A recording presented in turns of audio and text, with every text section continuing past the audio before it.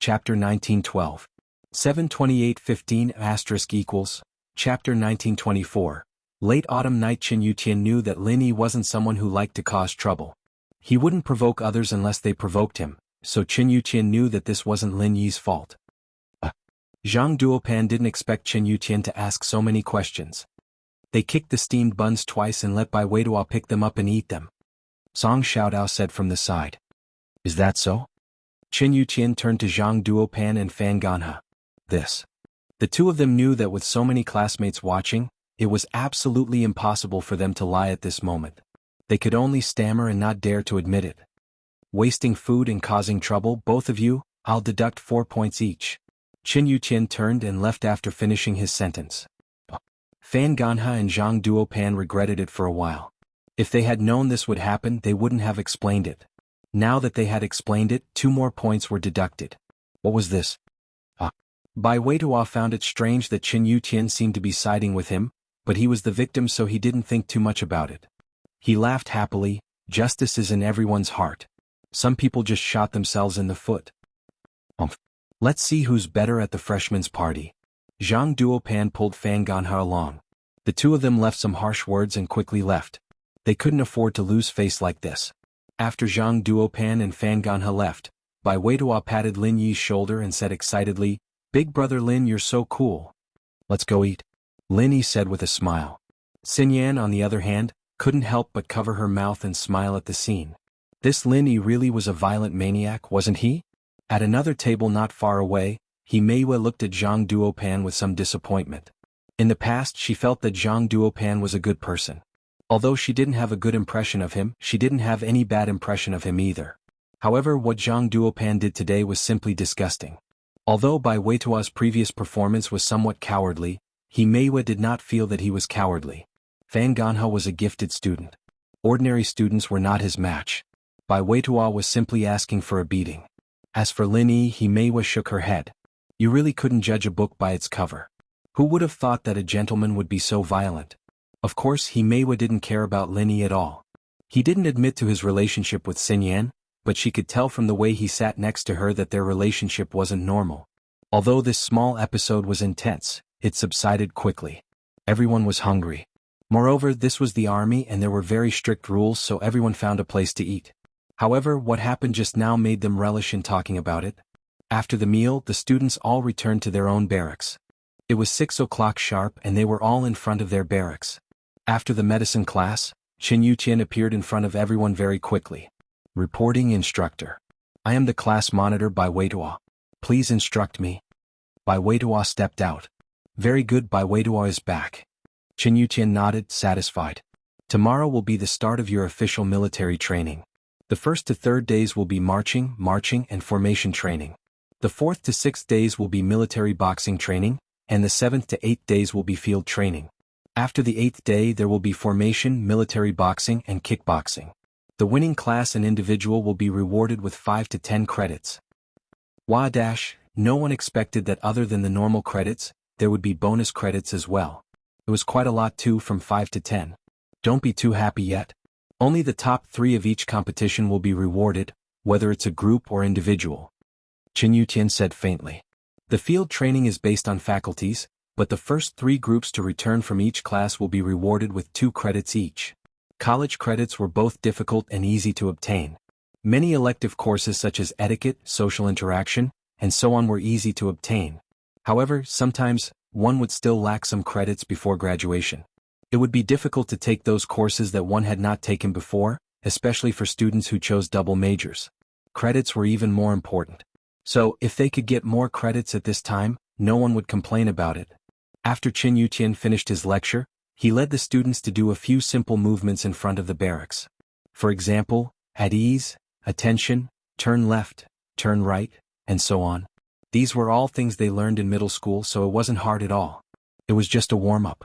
Then, Qin Yutian led the students to jog a few rounds around the barracks before dismissing them. The first day's training wasn't much, but it was still too much for the students to handle. They collapsed on their beds after returning to the barracks. Right Pan Hu, yellow hair and purple hair, were on the other side of the bed. These 3 were the oddballs, and it was obvious that they weren't easy to get along with. The students in the class didn't provoke them, and they didn't want to talk to anyone either. On the other side of the bed, if equals, Book C Pavilion, on the other side were Lin Yi and Xinyan. Xinyan was lying quietly beside Lin Yi. She was wearing clothes but she couldn't help but feel a little nervous. "Rest early, we have to wake up at 6 tomorrow morning," Lin Yi said after looking at the time. "Yeah." Xinyan snuck a peek at the calm Lin Yi, feeling a little nervous. This was the first time she'd shared a bed with a boy. She was wearing clothes and it was military training too, but Xinyan couldn't help but feel a little nervous. It was fine when the lights were on, but now that the power was off she was a little nervous. "What are you thinking about, eyes wide open?"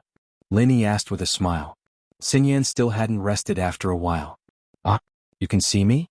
Xinyan was a little surprised. There was no light in the barracks at night, and it was pitch black outside the window. Only the faint moonlight shone in from a window not far away, but it was very weak. She couldn't see what was going on in the barracks. "Your eyes are so bright I can see you," Lin Yi couldn't help but tease. Xinyan pursed her lips, not knowing what to say. After a while she harumphed. "Nonsense, I'm not a wolf." "Go to sleep," Lin Yi said before closing his eyes. Xinyan waited for a while, and seeing that Lin Yi wasn't talking anymore, she fell asleep as well. Late autumn nights were very cold. Everyone was wearing thick camouflage clothing, but there were no blankets. It was still a little chilly. Target equals _ blank. Chapter 1913. Date: October 11th. Xinyan was only wearing a tank top under her camouflage fatigue. It was only natural for her to feel cold, and so she subconsciously searched for warmth, burrowing into Lin Yi's arms. It was very warm here. Lin Yi didn't know whether to laugh or cry as he looked at the sleeping Wang Xinyan in his arms out of nowhere. Lin Yi hadn't slept at all. He'd closed his eyes to train in the Jade Space. Ever since he'd learned the secrets of the Jade Space, Lin Yi hadn't slept at all. His perception of the outside world was still very strong, and so when Xinyan ran into his arms, Lin Yi sensed it immediately. Lin Yi shook his head and came out of the Jade Space. He wanted to push Xinyan away, but he didn't want to let her go. Hugging Xinyan gave him a peace of mind, and Lin Yi couldn't help but fall into a trance as he took in the faint scent of Xinyan's body. The scent made Lin Yi very comfortable, and so Lin Yi couldn't help but sniff a few more times. All of a sudden he felt a heat in his abdomen and Lin Yi jumped in fright. Did he have some sort of feelings for Xinyan? If that were the case, it'd be very awkward if Xinyan found out. At that thought, Lin Yi hurriedly channeled the second stage of the art of dragon mastery, trying to dispel the fire in his body. But as soon as Lin Yi's chi touched the fire in his abdomen, Lin Yi was confused. This wasn't that kind of fire. Lin Yi could tell if it was because of him, but if that wasn't the case, then could this heat be because of Xinyan's fragrance? But no matter what the reason was, Lin Yi didn't dare to delay, and had already started to use his pure chi to dissolve that ball of fire. But in the next moment, Lin Yi was surprised to find that after the ball of fire was dissolved, it seemed to have become pure chi that filled his body, and his strength was also continuously increasing. After the ball of fire was dissolved, Lin Yi's strength actually had an obvious increase. Although he still hadn't reached the barrier of Earth-class early phase peak in Chapter 1925, he was getting closer and closer to that barrier. Lin Yi was very puzzled. Why was his strength increasing? Moreover, this speed was clearly faster than just channeling the second stage of the art of dragon mastery. It wasn't by much, but it was fast. Lin Yi could feel it. Perhaps it really was because of the fragrance on Xinyan's body? Lin Yi frowned, secretly surprised. But since he found such a good opportunity, he didn't want to waste it. It wasn't easy to get a chance to share a bed with Xinyan. Of course he'd want to absorb more of this fragrance to train. Otherwise, Xinyan might not agree to it when he got back to school. Lin Yi didn't sleep that night, and his body kept channeling the art of dragon mastery until dawn. Xinyan was a bit cold in the middle of the night, and naturally went to find warmth. She opened her eyes in the morning to find herself in Lin Yi's arms. She was a bit surprised, but then she saw that Lin Yi wasn't hugging her, but she was hugging Lin Yi. Xinyan was relieved but also embarrassed. Lin Yi didn't do anything to her, but she threw herself into his arms. How shameless. If Lin Yi saw this, what would Lin Yi think? With that thought, Xinyan tried to get out of Lin Yi's arms. She sneaked a glance at Lin Yi and realized that Lin Yi's eyes were closed. She quickly moved her body inwards, but Lin Yi felt it. Lin Yi hadn't slept at all. He'd been training the whole time, and so he spoke subconsciously. "Xinyan, you're awake?" Xinyan didn't expect Lin Yi to wake up earlier than her. Was Lin Yi pretending to be asleep with his eyes closed? This guy was trying to take advantage of her when he was awake. No. Xinyan suddenly remembered that if Lin Yi wanted to take advantage of her, he could have just hugged her. Why did he have to do this? Xinyan understood after a bit of thought. Lin Yi probably didn't want to disturb her, seeing that she was sleeping soundly. Even so, Xinyan still felt embarrassed. I was a bit cold last night.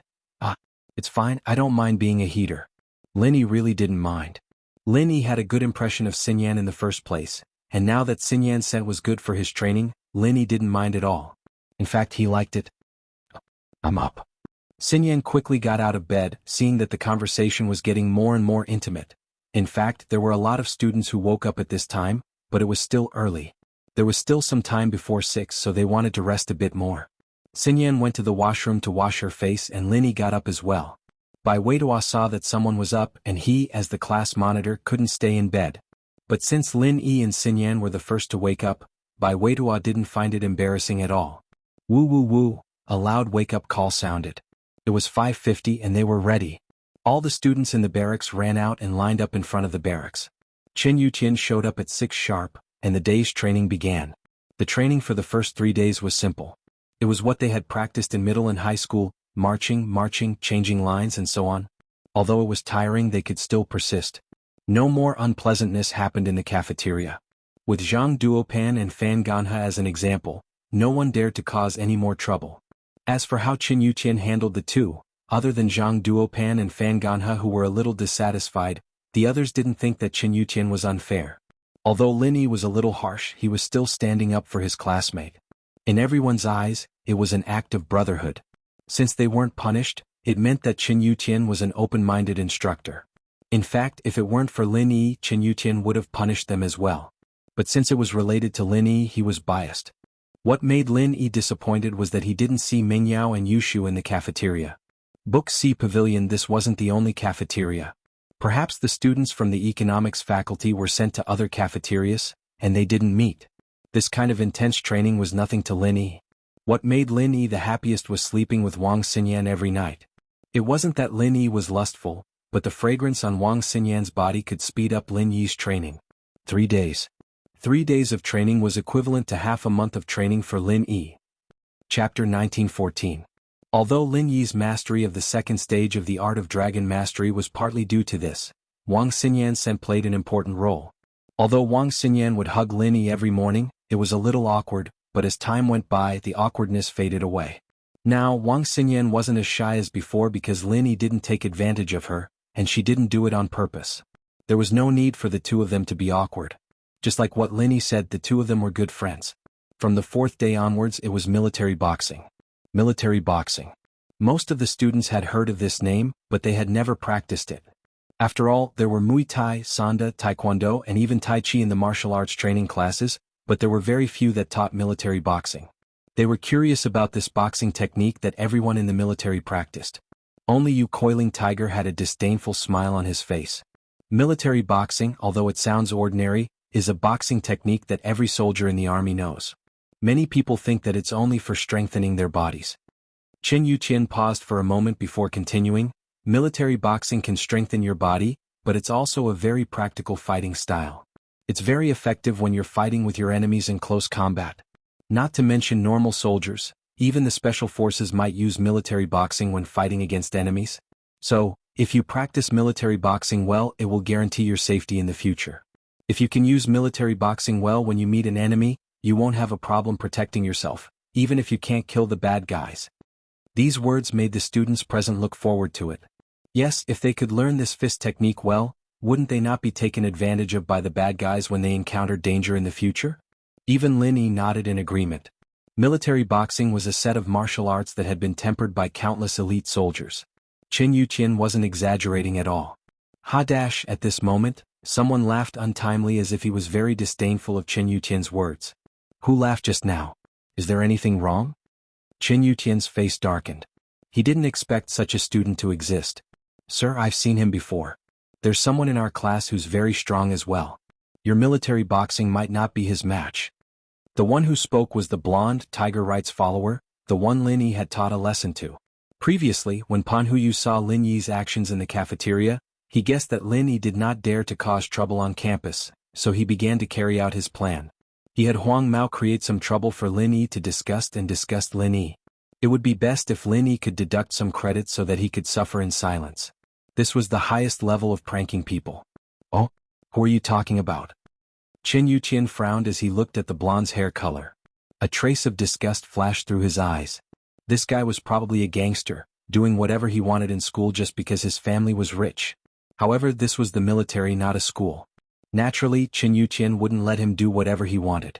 It's Lin Yi, he's a martial arts master. Huang Mao pointed at Lin Yi's direction. Oh, how do you know he's a martial arts master? Are you one too? Qin Yuqian asked. Huh. Huang Mao didn't expect Qin Yuqian to point his spear at him. He was caught off guard. Right coiling tiger furrowed his brows. He had been feeling proud of his plan. After all, now that he'd said that, it would be difficult for Lin Yi to decide whether to accept the challenge or not. From Tiger Right's point of view, it would be easy for Lin Yi to defeat this instructor with his strength, but if he defeated the instructor, wouldn't he lose face? Would Lin Yi be able to do well in the military training in the future? Even if the instructor didn't hold a grudge against Lin Yi would still be reprimanded by the school when he returned.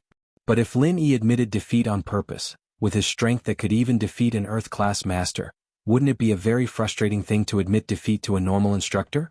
If he didn't accept the challenge, Lin Yi would be disobeying orders. Disobeying orders in military training would also result in points deduction. However, Tiger Right didn't expect that the conflict would be shifted back to the blonde. I'm asking you a question. How do you know that Lin Yi is a master? Qin Yuqian yelled at the blonde. The blonde didn't know how to explain. Since you know that he's a master, then I see that you're a master as well. Come, fight me and show us military boxing. Qin Yuqian knew that the blonde didn't have any good intentions. He wanted to teach him a lesson so that he wouldn't stop. Even if the blonde wasn't against Lin Yi, Qin Yuqian didn't have a good impression of him with his gangster outfit. Meh. Even if he could not graduate, it did not matter. He was just a guest in the Yu family. His education was of no use to him. Hence, the yellow hair chuckled. I can go, but instructor, let's make this clear first. What if I win your military boxing? The yellow hair man was slightly stunned, but he was not afraid. He was here to accompany his young master to study. Yu Coiling Tiger cared about credits, but the yellow hair did not care. Even if he could not graduate, it did not matter. When? What do you say? Qin Yuqian didn't expect the blonde to dare to raise a condition. He focused his eyes and wanted to see where the blonde got his confidence from. Unfortunately, Qin Yuqian didn't have the foresight that Lin Yi had. Internal martial arts experts would only reveal their true strength when they were circulating their innate qi.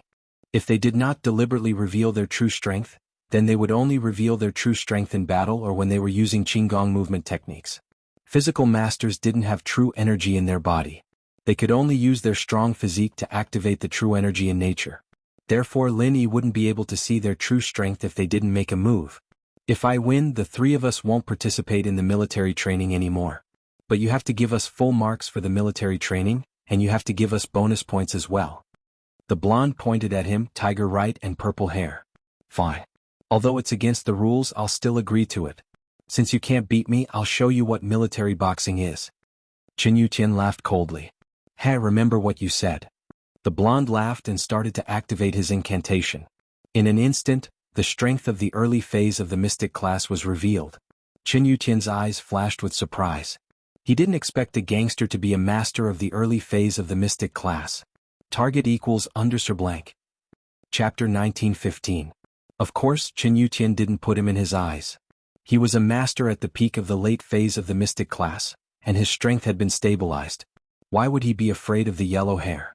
Attack me, you can use all kinds of moves. I'll only use military boxing. Qin Yuqian pretended not to see the yellow hair's strength and said indifferently. The yellow hair sneered in his heart. Pretending? It seems like you don't even know what a cultivator is, and you want to beat me with military boxing? Even if you practice military boxing to the extreme, you're still a normal person.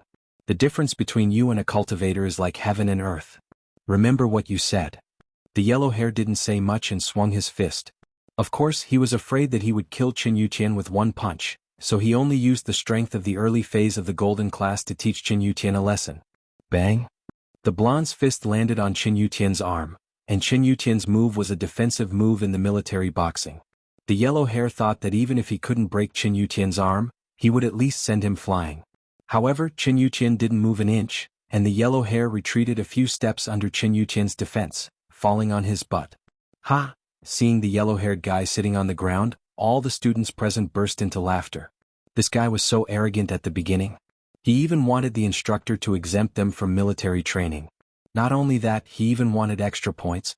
Who did he think he was? Chen Yuqian didn't want to hurt the yellow hair, so he controlled his strength to the peak of the early phase of the mystic class, suppressing the yellow hair. One had to know that the difference between an earth class and an earth class was one level, and they could kill their opponent. So Chen Yuqian only used military boxing to defend and didn't attack the yellow hair, wanting him to back off. But the yellow hair was too careless. If he used his full strength, he wouldn't fall on his but like this, even if he couldn't do anything to Chen Yuqian. Peak of the early phase of the mystic class. The yellow hair looked at Chen Yuqian in disbelief. Since when were there so many cultivators? One had to know that he was from a hidden house, and that was why he had the strength of a mystic class. Chen Yuqian was just a military instructor, and yet he was stronger than him? Right Coiling Tiger and Purple Hair were practitioners as well. They couldn't see through Chen Yuqian's strength before, and they'd be idiots if they still couldn't. Right Coiling Tiger's face changed. Yellow Hair, come back. Purple Hair, you go. Yes. The purple-haired man nodded. He was a mid-phase mystic class master, a head above Chen Yuqian, so he agreed without hesitation. I didn't expect Instructor Chen to be a master. Since that's the case, I'll take 2 of your attacks for my brother. Purple Hair stood up and said to Chen Yuqian indifferently. Oh, since you're here, then come. Look carefully. If you meet these little hoodlums in the future, be like me, and you won't be bullied by them. Chen Yuqian used these 2 as examples to explain to the students. The purple-haired man was pissed. He was a mid-phase mystic class master, not a hoodlum. But this wasn't the time to talk, and Chen Yuqian didn't point out his name. The purple-haired man could only hold it in for now. He'd defeat Chen Yuqian later, and that would be the best way to retaliate. Haha, yes, Instructor Chen. We're watching carefully. The student said. Peak of the early phase mystic class, is that strong? The purple-haired man sneered at Chen Yuqian. He activated his internal arts, revealing his strength as a mid-phase mystic class master. Come, continue to attack me. Chen Yuqian glanced at the purple-haired man, and he was even more shocked. There was a mid-phase mystic class? What kind of class was this? There were hidden dragons and crouching tigers. But compared to an earth-class master like Lin Yi, these people were too weak. Huh. The purple-haired man froze. This Chen Yuqian was only at the peak of the early phase mystic class, but he wasn't afraid of him, a mid-phase mystic class master, and even asked him to attack him. Was he an idiot? A high-level master attacking an earth-class master, wasn't that a one-sided attack? Hurry up, don't waste everyone's time. Chen Yuqian looked at the purple-haired man impatiently. Umph. The purple-haired man was pissed. He snorted coldly and kicked towards Chen Yuqian. Since Chen Yuqian was a master at the peak of the early phase mystic class, the purple-haired man didn't need to hold back anymore. He would use his full strength and injure Chen Yuqian. He was at the peak of the early phase mystic class anyways, and he wouldn't die. The purple-haired man wanted Chen Yuqian to suffer in silence. He was the one who asked him to attack. Even if he injured Chen Yuqian, he could only pinch his nose and accept it. He was the one who agreed to the conditions of winning. However, when the purple-haired man kicked, Chen Yuqian also used a military boxing to win. But what shocked the purple-haired man was that Chen Yuqian wasn't a master at the peak of the early phase mystic class, he was clearly at the peak of the late phase mystic class. The purple-haired man regretted it, but it was too late. The moment his foot touched Chen Yuqian's fist, he flew backwards. The distance he flew was much further than the yellow-haired man. He flew to the edge of the training ground and landed heavily on the ground, screaming in pain. Ouch! This was the result of Chen Yuqian holding back. Otherwise, with Chen Yuqian's strength, killing the purple-haired man was as easy as playing with a toy. Wah! The students at the scene immediately gasped in surprise, followed by thunderous applause. Chen Yuqian's move was too cool. It looked like an ordinary move, but it had such power. It was like a stunt scene in a martial arts movie. A normal person's punch could only knock someone down, but this kind of punch could send someone flying so far away. Ordinary people couldn't even see it, it was something that could only be seen in movies. Chen Yuqian's punch could only be seen in movies. But now it happened in front of everyone's eyes. It turned out that those scenes in the movie were not a lie to attract attention, but in fact, there really was such a powerful person who could do it. Yellow hair, purple hair, right coiling tiger, you've violated the rules. Run 100 laps around the barracks or you can't have lunch. Chen Yuqian glanced at right coiling tiger. He knew that these 3 were in cahoots. Since the yellow-haired man and the purple-haired man weren't ordinary people, this right coiling tiger was probably a practitioner as well. Running 100 laps wasn't a big deal. Yes. The yellow-haired man, the purple-haired man and right coiling tiger were furious, but they didn't dare to act rashly. This instructor was actually a master at the peak of the late-phase mystic class. In front of such a master they couldn't fight back. Seeing the 3 running laps, the students at the scene burst into laughter. Target equals underthumig. Chapter 1916. Field training? Alright, everyone has seen the power of military boxing. Now, are you guys willing to learn from me? Qin Yutian asked. Yes. After witnessing Qin Yutian's power with their own eyes, who wouldn't be willing to learn? In fact, military boxing was indeed powerful, but it depended on the person using it. If Qin Yutian wasn't a mystic class master, he wouldn't be able to send someone flying with just one punch. However, Qin Yutian was more than happy to use this method to motivate the students. Seeing was believing. His fight with the blonde and purple hair was more convincing than any explanation. He believed that the medical major would be one of the classes that studied military boxing the most seriously. Under Qin Yutian's guidance, everyone practiced enthusiastically.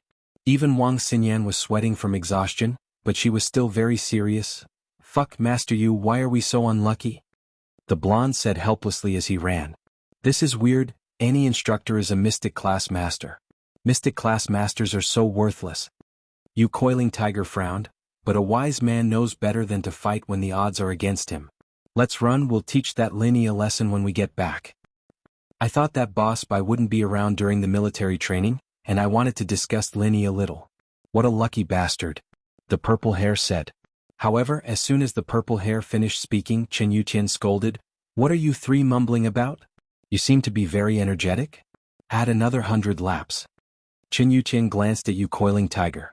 Although this guy was only a golden class master, running a few 100 laps wouldn't tire him out, so he added another 100 laps for them. Yu Coiling Tiger and the others groaned in their hearts, but there was nothing they could do. In the blink of an eye, another 3 days passed. The next program was field training. This was one of the most important programs in the military training, and it was also the toughest training. This was a test of everyone's ability to survive in the wild.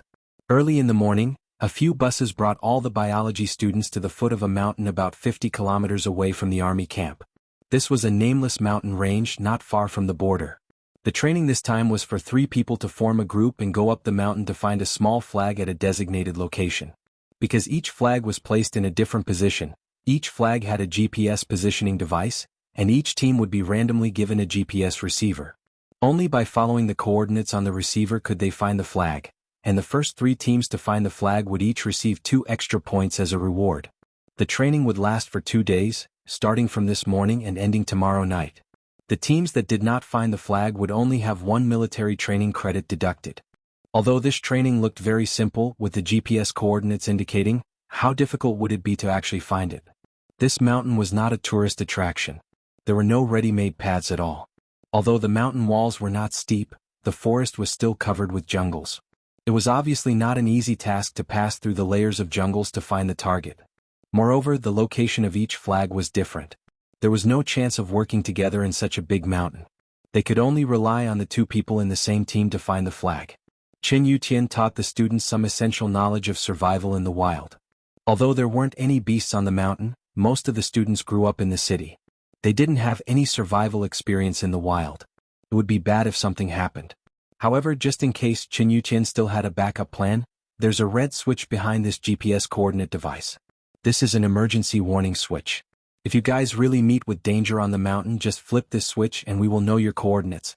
The rescue team will rush to the scene immediately. Qin Yutian said, Of course, if you don't meet with danger and just randomly flip the switch, I will also cancel your points for this field training. I hope everyone can cooperate with each other, and the 3 of you must learn to support each other. I don't want any of you to fall behind. If any of you fall behind, no matter if you find the flag or not, your points will be deducted directly. Everyone was worried when they heard that they had to go up the mountain alone to find the flag, but with this emergency switch there was no problem. As for falling behind, no one thought about it. No one could leave their classmate behind.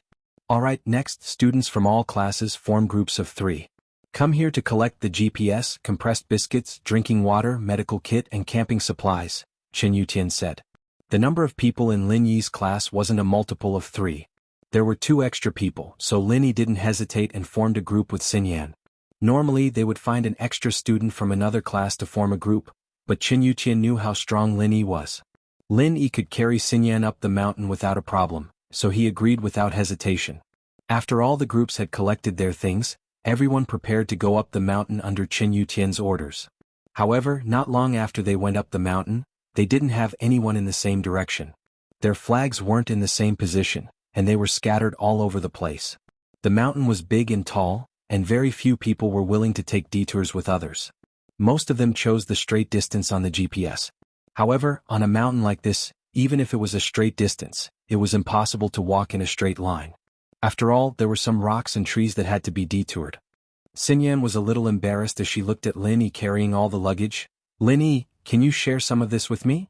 Most groups had 3 guys and there wasn't much to share even if there was more, but Lin Yi's group was small to begin with and Xinyan was a girl, so the heavy burden fell on Lin Yi's shoulders. "It's fine, these aren't heavy at all. Just maintain your stamina. If you collapse from exhaustion, I'll have to carry you as well, won't that be more tiring?" Lin Yi smiled. "Oh." Xinyan blushed a little. She didn't know why, but she was looking forward to it. She didn't know when it started, but Xinyan was getting used to the feeling of Lin Yi beside her. It had only been a few days, but she felt like she was relying on him. Xinyan didn't know if this feeling was good or bad, but she didn't reject it. It was the first time in her life that she was this close to a boy. She was surprised that she didn't hate Lin Yi at all. Chapter 1917. No other meaning. Xinyan was a quiet person, and she'd never fallen for a man before. She even had a natural repulsion towards men, and the reason for that was her 2 uncles being too evil. They'd never liked her since she was a child, and that had given her a bad impression of other men. But she'd never felt that way since she'd met Lin Yi. Perhaps it was because of the chance encounter on the train, and she'd felt pity for him when she saw him getting tricked. She'd been surprised to find out that it wasn't Lin Yi who'd been tricked, but the scammers. She'd been curious about what Lin Yi was like. The second time they'd met was in the business district of Songshan. She'd gotten into some trouble and Lin Yi had taken care of it easily. From that moment on, Xinyan felt that Lin Yi was a good friend. But the time they truly opened their hearts to each other was that time on the plane, when she'd been feeling down. She'd told him a lot about her life and worries, and from then on, they'd become closer than just normal friends. They could be considered good friends now. Step by step, Xinyan realized that Lin Yi was a good person and a good one at that. But thinking about it, Lin Yi might be a good person in her eyes, but in the eyes of the Xiao family, Lin Yi was a super bully. The 2 climbed for about a kilometer and Xinyan was starting to run out of stamina. It had been easier at the start, but now it was getting more and more difficult. There were branches, leaves and mud everywhere and it slowed them down quite a bit. Of course, if it weren't for Xinyan, Lin Yi would have been able to find Shaoqi and come back with ease. This sort of jungle route was a piece of cake for Lin Yi after all.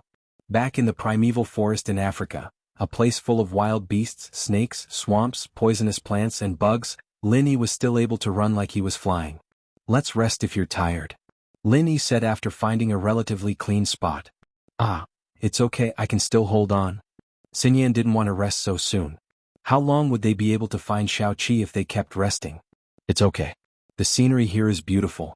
Just take it as a view," Lin Yi said with a smile. "Look at the maple leaves all over the mountains. How beautiful."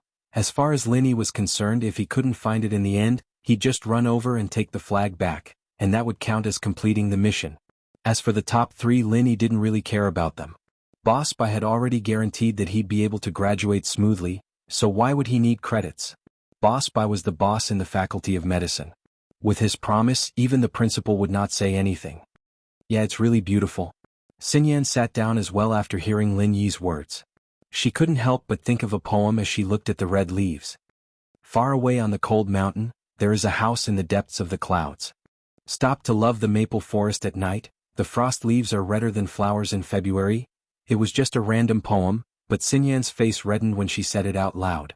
The 3rd line of the poem, "Stop and sit in love with the maple forest," had been changed by some bored people to "Stop and sit in love with the maple forest," to describe car vibrations. Xinyan had just been on campus 2 days ago. Xinyan had read it on campus 2 days ago. I'm just saying, I don't mean anything by it," Xinyan added. Lin Yi looked at Xinyan confused. "What's wrong? What do you mean by nothing by it?"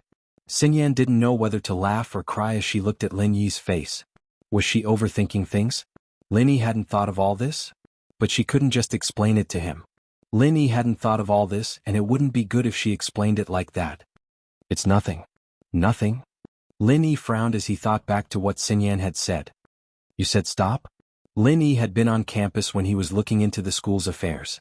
He'd seen someone tampering with the poem on QQ, but Xinyan was referring to this. No, I didn't. Why are your thoughts so impure? Xinyan's face reddened.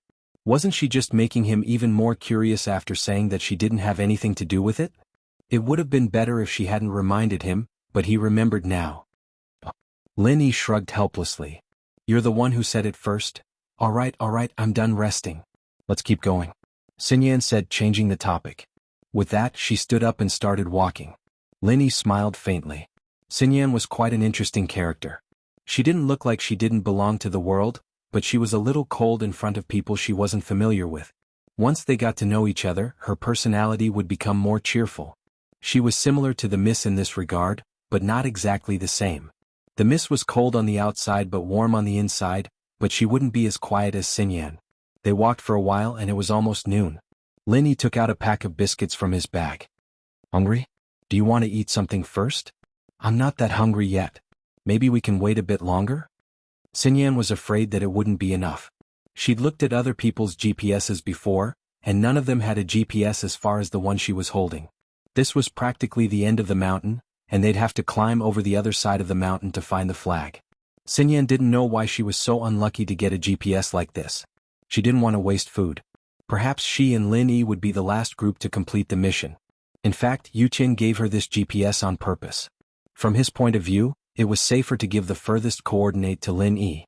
With Lin Yi's skills, it was a piece of cake for him to get the red flag. It's fine, the two of us got a bag of supplies too, and it's enough for 3 people. Lin Yi smiled as he tossed a bag of biscuits to Xinyan. Then, let's eat a little? Xinyan was hungry when she saw the food. If Lin Yi didn't take it out, she might be able to hold on for a bit longer. The two found a clean place and sat down. They ate some biscuits and drank some water before continuing their journey. After eating, Xinyan recovered a lot of her strength. However, the distance to the destination was too far. They walked for another 4 hours and they were only halfway there. Lin Yi sighed when he saw that Xinyan was starting to run out of stamina. We're at least 20 kilometers away from our destination in a straight line. We need to get there before nightfall, or we won't be able to make it back in time for the training mission tomorrow. Target equals _ blank. Chapter 1918. Sigh, it's all my fault, I got a GPS that's so far away. I've seen other people's GPS, some of them are very close, but the total distance is less than 20 kilometers. Xinyan smiled bitterly. Her one-way trip was equivalent to someone else's round trip. Lin Yi naturally knew that Yuqian did it on purpose. Only he had the ability to carry someone this far, so he left the most difficult part to him. Of course, there was another GPS that was just as difficult as Lin Yi's. It was in the opposite direction of Lin Yi, at the end of the mountain range. They had to cross the mountain as well. But Yuqian threw the GPS to Tiger Right and the other two. It was a piece of cake for these 3 practitioners to get there. Lin Yi was an Earth class, but even with Xinyan he might not be as fast as the 3 of them. It'll be fine with me here. If worst comes to worst, I'll carry you, Lin Yi smiled nonchalantly. I'll hold on a little longer. Xinyan hesitated and gritted her teeth. Although it would be easy for Lin Yi to carry her, Xinyan was shy and didn't want to risk it. Also, she was afraid that Lin Yi would be too tired.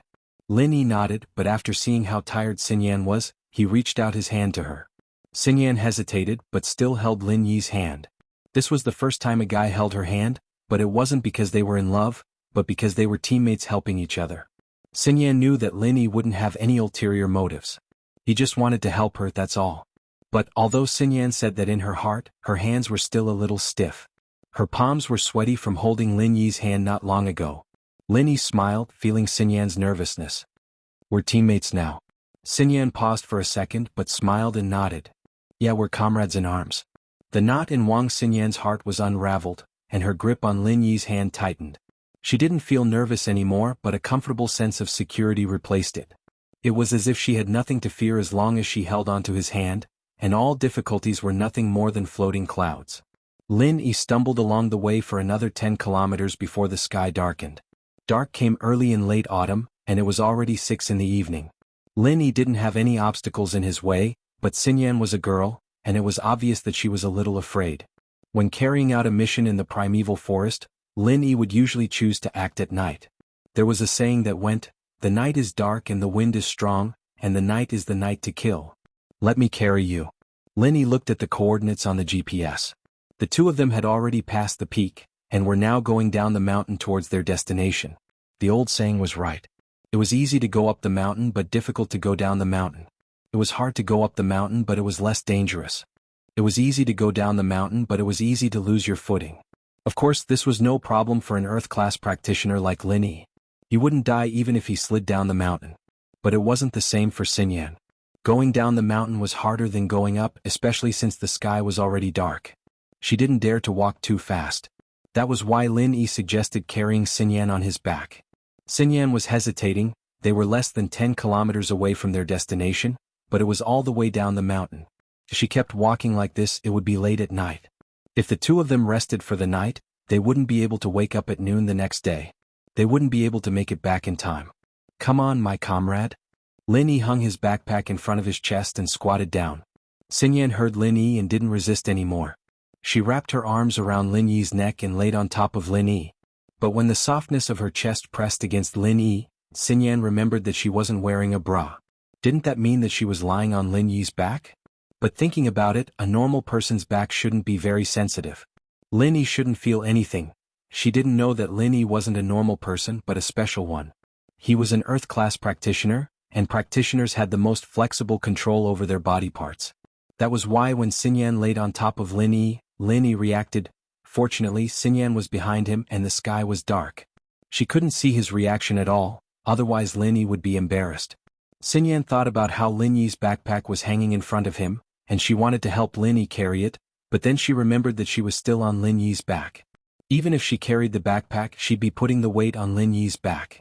What difference would that make? Xinyan thought that Lin Yi would be walking very slowly with her on his back, but when she looked at the trees in front of her, she realized that not only did Lin Yi not slow down, he was walking even faster than before. It wouldn't be an exaggeration to say that he was walking like he was flying. What surprised Xinyan the most was that Lin Yi didn't have the feeling that she had. His steps were very steady and he didn't miss a single step. Could it be that Lin Yi had been accommodating her all this time, and that was why he was walking so slowly? Xinyan felt even more ashamed at the thought. In fact, even if Lin Yi closed his eyes, he could still walk like he was flying, and he could see more clearly than with his eyes open. Although he felt the softness on his back, Lin Yi's attention quickly shifted to other places. What should he do with Miss and Shu? With their personalities, they might not be in a group with others. They weren't practitioners and they were girls.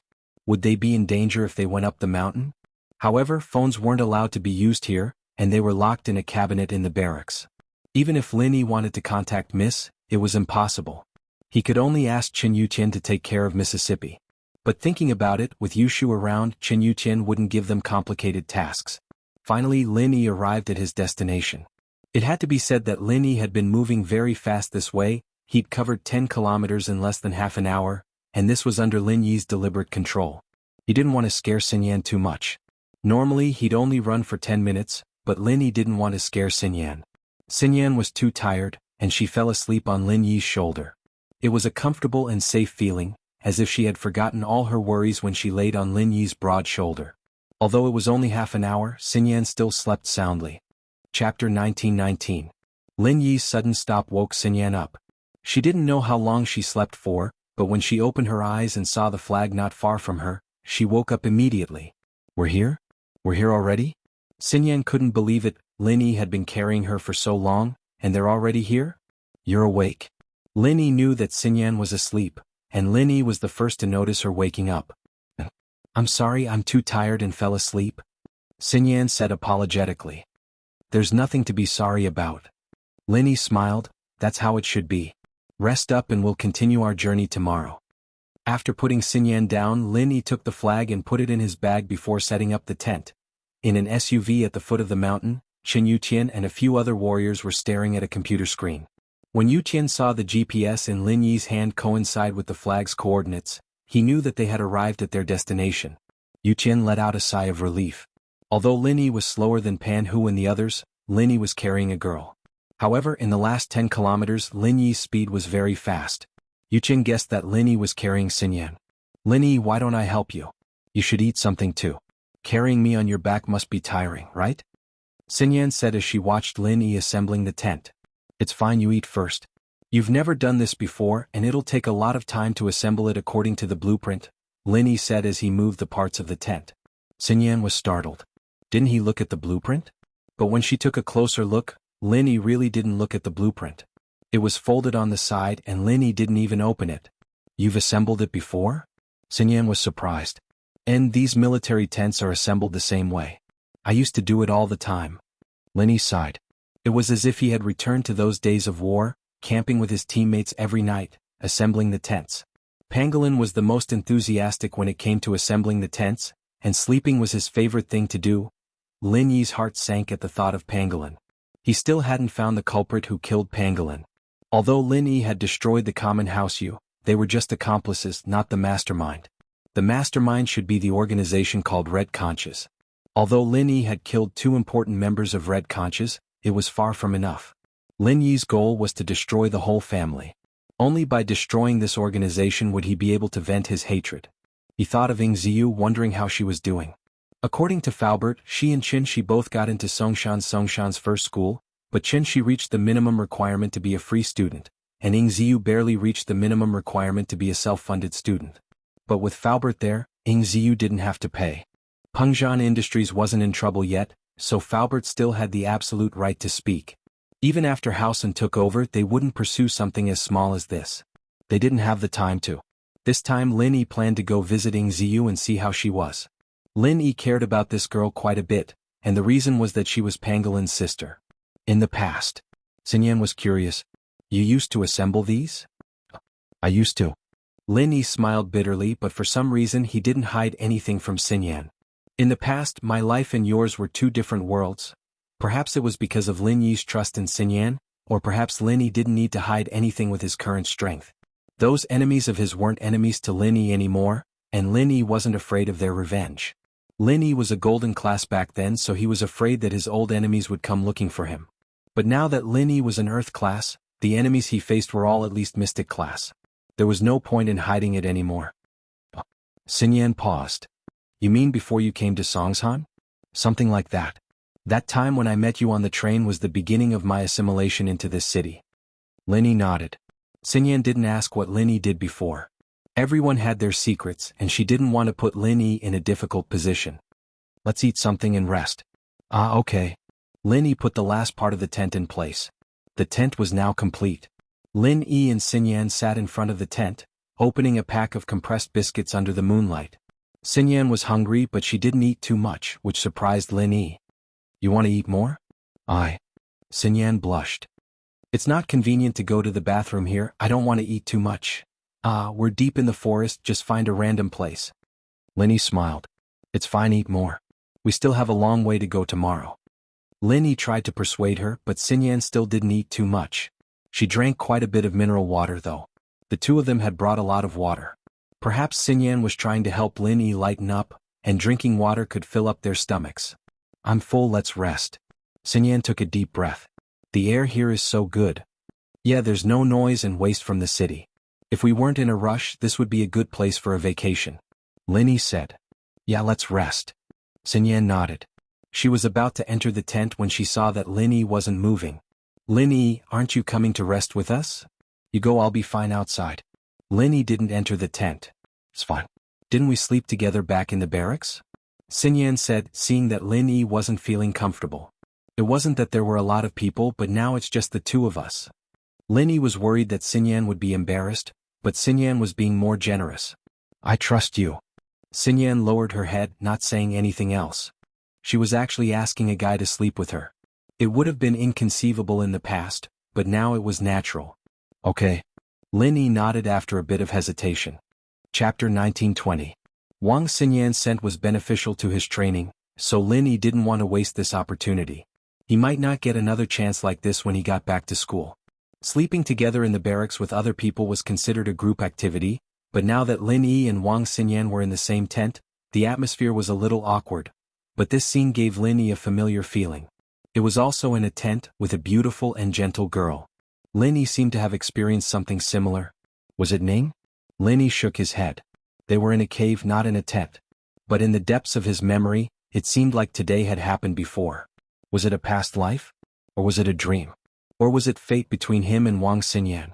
If it was the latter, then it was possible. They were fated to be together, sitting in the same seat a few times, and now they were in the same bed.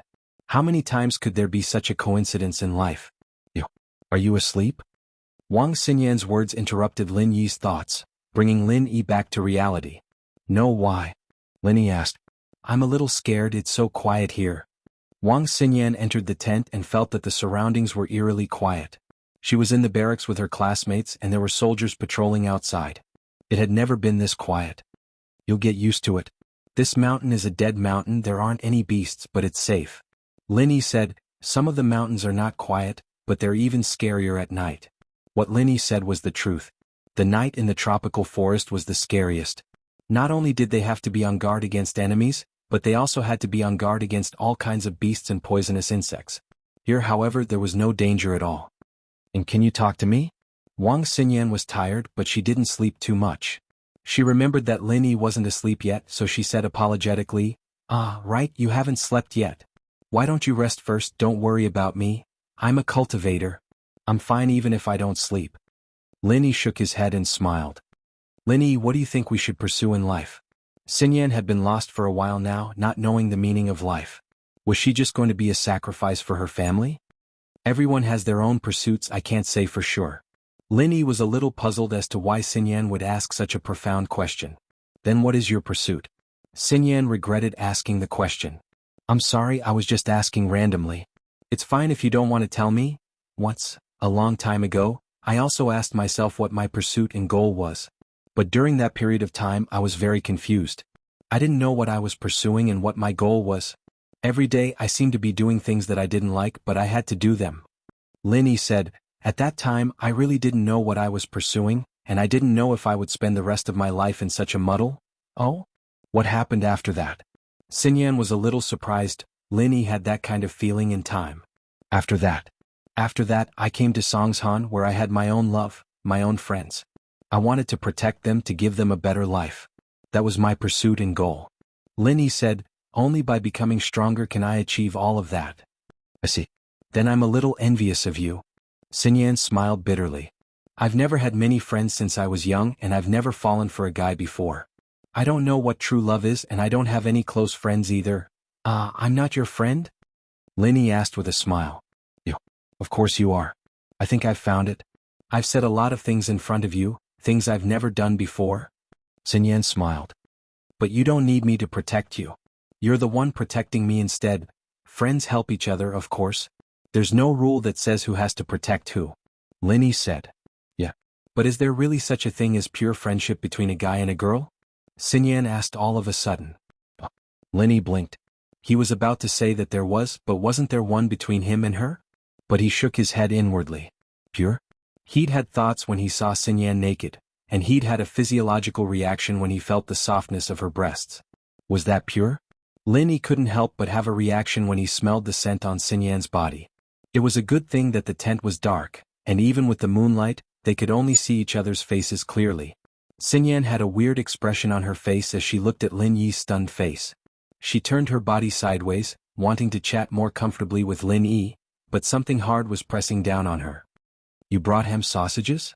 Xinyan asked subconsciously. But after she said that, she immediately realized that something was wrong. She also knew what she had grabbed. Her face immediately turned red and she quickly let go of her hand. She turned around and snorted, sure enough, pervert. That's a normal reaction. Lin Yi smiled bitterly, a little helpless. We're so close and you smell so good. Xinyan's face reddened even more at Lin Yi's mention of her scent. I'm sleepy, I fell asleep. Lin Yi didn't know what to say. He shook his head and calmed himself down before channeling the second stage of the art of dragon mastery. Xinyan waited for a while, and felt a little apologetic when she saw that Lin Yi wasn't talking. She'd been in biology classes before, and she knew that this was a normal reaction from Lin Yi. He didn't do it on purpose and it would have been a problem if he hadn't. But she didn't want to apologize and so she fell asleep. Xinyan woke up in the latter half of the night. She'd drunk too much water earlier, and her body was reacting. She wanted to go to the bathroom but it was pitch black outside. She hesitated for a moment before reaching out to touch Lin Yi. Lin Yi, what's wrong? Lin Yi asked, opening his eyes. Lin Yi opened his eyes all of a sudden, not the slightest bit sleepy on his face. Sun Yan jumped. You're not asleep? Target equals undercommit. Chapter 1921. Oh, I'm resting. There aren't many people here, I'm afraid something might happen. Lin Yi said, not bothering to explain about his training. Other practitioners needed to sleep after all. Only the art of dragon mastery allowed him to train in the jade space without sleeping. Sun Yan felt a little moved. Lin Yi didn't sleep because he was afraid of danger.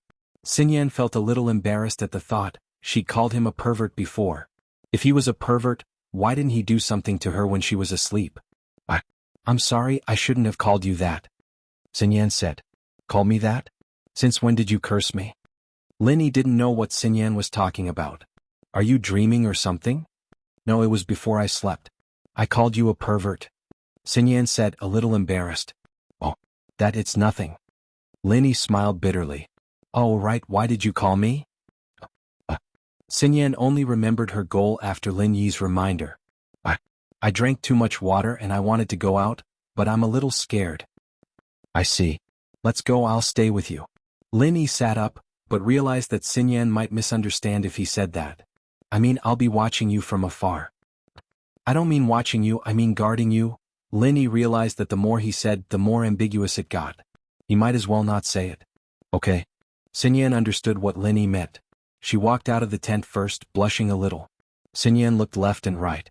She and Lin Yi had chosen a flat, empty space. It was precisely because of this that Lin Yi chose this place. There really wasn't anything to hide in if they wanted to go to the bathroom. Sun Yan had no choice but to run towards the forest. She ran for a few hundred meters before disappearing into a thicket. Lin Yi followed slowly but didn't get too close. He only needed to sense where Sun Yan was. Lin Yi didn't use his consciousness to sense where Sun Yan was either. He'd be able to see her clearly that way.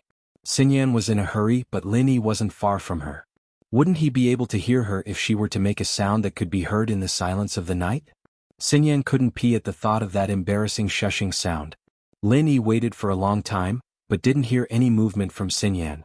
It was a little strange, but he didn't want her to feel awkward, so he didn't ask or walk over. Instead, he entered the jade space and used his consciousness to sense what was going on in the distance. He saw Sun Yan squatting there with a blushing face. Lin Yi quickly looked away, and just as Lin Yi was about to retract his gaze, he saw two people about 20 meters in front of Sun Yan. Two people in camouflage clothes. They didn't stand out in the dark of the forest, but Lin Yi could see them clearly with his consciousness. One of them was a Chinese and the other was a foreigner with blonde hair. What were they doing here in the middle of the night? Thinking of this, Lin Yi didn't retract his divine sense, but locked onto these two people. Audie, I've brought the goods. Do you have the money ready? It was the Chinese who spoke. The two seemed to have just met. Baldy, why are you here? Wasn't it Brother Da who delivered the goods before? Audie recognized the man, but it wasn't the person he knew before. It was one of the people he knew, so he asked cautiously. Brother Da has been sent to the Fire Wolf gang for a new mission. I'll be taking over here. The man called Baldy said proudly. From now on, I'll be in charge of the border drug trade. Then I'll call you Baldy bro from now on. Congratulations. The foreigner spoke fluent Chinese. Aha, you flatter me. Bald Wolf laughed. He was obviously happy about his promotion. Ah. Sun Yan was nervous to begin with, and the sudden burst of laughter made her scream out of reflex. Baldy's voice was very soft, and Lin Yi could only tell what they were saying through his lips. The laughter, however, was a little too loud in this quiet mountain. Sun Yan didn't think that there would be other people around, and the voice clearly wasn't Lin Yi's. It was hoarse and unpleasant, and it was a man's voice. Sun Yan screamed subconsciously, but someone covered her mouth before she could finish. Sun Yan was even more shocked. She just heard the laughter, and now she was being kidnapped? But Lin Yi's voice rang in her ears. Don't worry, it's me. Sun Yan relaxed when she heard it was Lin Yi. But now that she relaxed, all the pee she'd been holding in came out. Lin Yi was kneeling in front of her, covering her mouth, and her pee was all over Lin Yi's pants. Sun Yan was embarrassed, but she couldn't control herself. She wanted to dig a hole in the ground and hide in it. How embarrassing was this? She'd let Lin Yi see her upper body, and now he'd seen her lower body, and now she'd peed all over him? But although Lin Yi saw Sun Yan pee all over himself, it was a rather romantic scene, but Lin Yi wasn't in the mood to peek. His attention was on the two people not far away. Lin Yi wasn't a nosy person, and what these two were doing here had nothing to do with him. But when Atiti mentioned de bro, it caught Lin Yi's attention. Wasn't Jiangwen's brother in Jianda called de bro? Just when Lin Yi wanted to confirm if this de bro was in Jianda, the bald wolf's words confirmed Lin Yi's suspicions. Since the wolf mentioned the firewolves, then de bro had to be in Jianda. Since it was related to the firewolves and in Jianda, Lin Yi didn't mind creating some accidents for these two. They were people in gangs that had deep grudges against him. Xinyan's scream caught Atiti's attention as well, but it was dark on the mountain and he couldn't see far. Xinyan was squatting on the ground and there were bushes in front of her. They couldn't see each other at all. What's that sound? Atiti asked. Is it the border patrol? Chapter 1922. That shouldn't be the case. I've already asked around. These days are the military training days for Donghai Industry University, and the border guards are using this mountain as a training ground. There's no way they would be patrolling at this time, Baldy frowned. Donghai Industry University's military training wasn't a secret, and Baldy didn't need to ask around to get the information. It was absolutely true. Then could it be that there are students training nearby? Audie asked. That's impossible. We, the Red Conches, have been doing this for years and we know the range of the training every year. This place is too far and it's impossible for the students to come and go in 2 days. Those students aren't us, so how could they walk this far? Baldy shook his head. Maybe we heard wrongly. There's an owl nearby and it sounded similar to the sound just now. If the border guards were here, then it would be a gunshot. You and I wouldn't be able to stand here and talk. You're right. Audie nodded after not hearing any strange noises for a long time. But at that moment the sound came again. Do, goo. The sound came from Lin Yi's mouth, mimicking the sound of an owl. Fuck, it really is an owl. That scared me to death. Audie heard it clearly this time and shook his head. No matter what, let's hurry up and trade. The goods are here. Check them. Baldy placed a black suitcase in front of Audie. Here, this is the money. Check it too. Audie handed a suitcase to Baldy. The two were old partners and they didn't need to be too cautious. They checked the contents of the suitcase and closed it after finding nothing wrong. Lin Yi saw the contents of the suitcase clearly. One was filled with drugs and the other was filled with US dollars. Lin Yi wasn't interested in the drugs, but he was interested in the US dollars. Although he had extorted 2 billion from Jiangwen, Lin Yi didn't have much to spend since Fatty Lai had to build his company. This suitcase of US dollars could help alleviate some of the financial pressure on Lin Yi. Most importantly, Lin Yi suddenly thought of Xiaoka from the orphanage. She probably needed money, right? With that in mind, Lin Yi decided that he was going to take advantage of the situation. He whispered into Xinyan's ear. There's 2 bad guys. Stay here and don't move. I'll take care of them. Xinyan wasn't scared anymore. All that was left was shyness. She nodded. It was only then that Lin Yi remembered that he was still covering Xinyan's mouth. He quickly let go and walked over to the 2 drug dealers. However, the 2 drug dealers were still talking about something after the transaction. I say, Brother Bald Wolf, why are there fewer and fewer goods recently? We have a shortage over there. Can you increase the supply? Audie asked as he weighed the suitcase in his hand. Our original partner, House Yu, has some problems. Without the support of House Yu's masters, our authority in the Golden Triangle has been declining. Bald Wolf sighed. I've already talked to the boss. He'll talk to the higher-ups and see if they can send a few practitioners over. That way we can regain our authority. All right, this is your gang's internal matter. I have no right to interfere. I'll be leaving first. I don't feel at ease staying at the border for another minute. Audie nodded and prepared to leave. Bald Wolf took the money and prepared to leave as well. However, before the 2 of them could take a step, they groaned and fell to the ground. These people weren't even practitioners and Lin Yi could knock them out without a sound. Lin Yi didn't kill them. Although it was easy for Lin Yi to kill these 2, Lin Yi still wanted to ask Bald Wolf a few questions. Lin Yi didn't want to force a confession out of someone like Baldy. He took out a couple of needles and stuck them into Baldy's head, waking him up as well. His eyes were a little glazed over. I'll ask you a few questions. Answer them one by one. Don't hide anything, Lin Yi said sternly. Yes. Bald Wolf seemed to have entered a hypnotic state. He had lost his consciousness. This method was taught to Lin Yi by his master.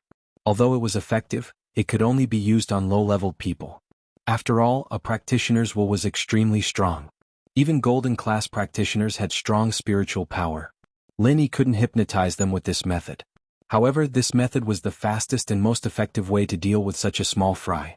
However, after using it, there would be a certain side effect, which was that the person would forget a part of their memory. This memory varied from person to person.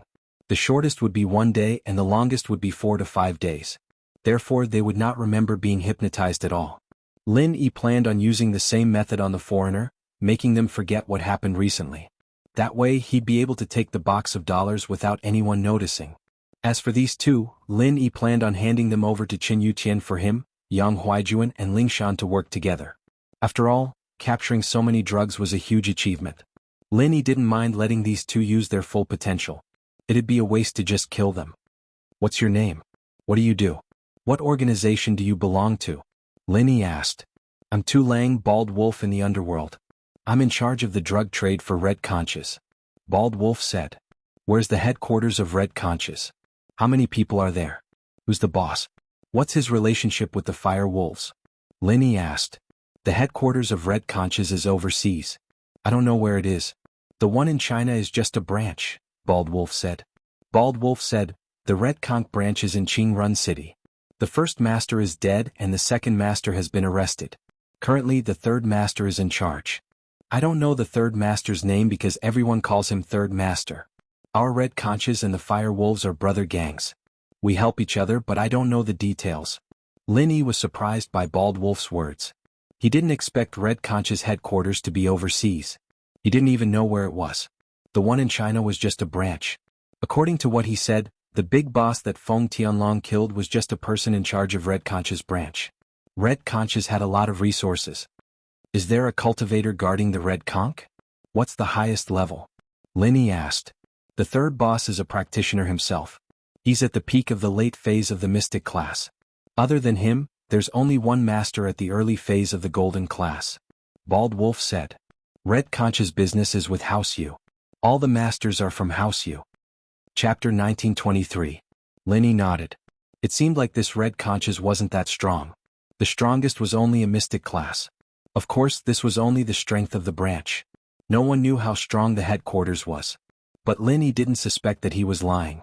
Putting aside the fact that he couldn't lie in this situation, just from what he said to Atiti, it was obvious that House Yu was destroyed, and Red Conch's drug business was affected as well. Their power in the Golden Triangle was reduced. Tell me the address of the Fire Wolf Gang's branch. Lin Yi said. I don't know the address. I'm just the person in charge of the drug business in Donghai. Every time I go to a meeting, it's the Conch Bar in Qingrun City. That's a small base for the Red Conches, Baldy said. Conch Bar? Lin Yi was surprised. These Red Conches were quite daring. They made a bar and called it Conch Bar. Weren't they afraid of being exposed? But Lin Yi thought that no one would connect this Conch Bar with the Red Conches. As the saying goes, the most dangerous place is the safest place. This was probably the case. Who else is in charge of the drug business? Lin Yi continued. It used to be Brother Da. We used to work under the third head. Even when we were working with House Yu, he was the one who handled the whole thing. Now that he's in charge, he's still the one in charge, Baldy said. Lin Yi's heart skipped a beat. It seemed like Armadillo's revenge was on this third head in charge. This guy was the mastermind behind House Yu's collaboration. No wonder there was no news from the second head in charge when they captured him. He wasn't in charge of the drug trafficking. All right, you can sleep now. Lin Yi had asked everything he needed to ask. If he asked more, Baldy wouldn't know. He had limited knowledge. He was just a small character. As for Atiti, Lin Yi did the same, but Atiti was a foreign gang leader. Lin Yi wouldn't be able to get anything useful out of him. Lin Yi wasn't interested in the gang at all. He let Atiti go back to sleep. After that, Lin Yi walked towards Xinyan. Lin Yi poked the two with needles. They wouldn't wake up for at least 2 hours. Xinyan's heart tightened when she heard footsteps. She was so nervous that she forgot to pull up her pants. She was just squatting there. She was afraid that something would happen to Lin Yi, but Lin Yi and the two were talking softly. Xinyan couldn't hear them and she didn't dare stand up. Lin Yi, is that you? Xinyan said, suppressing her fear as the footsteps got closer. Yes, Xinyan, it's me. Lin Yi said as he walked up to Xinyan. What he saw stunned Lin Yi. Ugh, what's wrong? Xinyan stood up, pausing at the look on Lin Yi's face. A gust of wind blew past, and Xinyan realized that she'd forgotten to pull up her pants. Embarrassed, she quickly pulled them up. I forgot. Haha, I know. I don't think you're trying to seduce me. Lin Yi joked. You. Xinyan blushed. She knew that Lin Yi was joking. She quickly changed the topic. Right, Lin Yi, those people? They're knocked out, but I'm afraid we'll have to go back tonight. Linny said. Oh. Sun Yan nodded. All right, I've rested enough and my stamina is back. I'll contact Instructor Chin. Maybe we don't have to walk back. Someone's going to pick us up. Linny smiled. Right, your pants? Sun Yan said apologetically when she saw the wet patch on Lin Yi's pants. She'd puked on Lin Yi's pants and now she'd peed on Lin Yi's pants. Did Lin Yi think she was a meddlesome girl? Oh, it's fine. There's no smell. I'll be fine after I dry it. Lin Yi didn't mind. Sun Yan was embarrassed and didn't say anything else. At the foot of the mountain, in the SUV, a soldier in charge of monitoring the coordinates saw the blinking on the screen. He immediately reported to Chen Yutian, who was taking a nap. Captain Chen, we have a situation. Chen Yutian woke up immediately. He looked at the screen but the blinking coordinates stunned him. It was Lin Yi and Wang Xinyan's coordinates? Chen Yutian thought that any of the students who participated in the field training could be in trouble. Only Lin Yi wouldn't be in trouble. Lin Yi was an Earth class. It would be unbelievable if a jungle like this could stop Lin Yi. But it just had to be Lin Yi's coordinates. If something happened to Lin Yi, it would be a huge problem. Chen Yutian didn't dare to underestimate it. He quickly ordered, "Get the rescue helicopter ready. I'll go check it out myself." Yes. A soldier on standby received the order and went to get the helicopter ready. Chen Yutian quickly got out of the SUV and walked towards the helicopter. However, Chen Yutian refused everyone else to get on the helicopter. He was going to fly the helicopter alone to get Lin Yi. If Lin Yi was in danger, ordinary people wouldn't be able to help.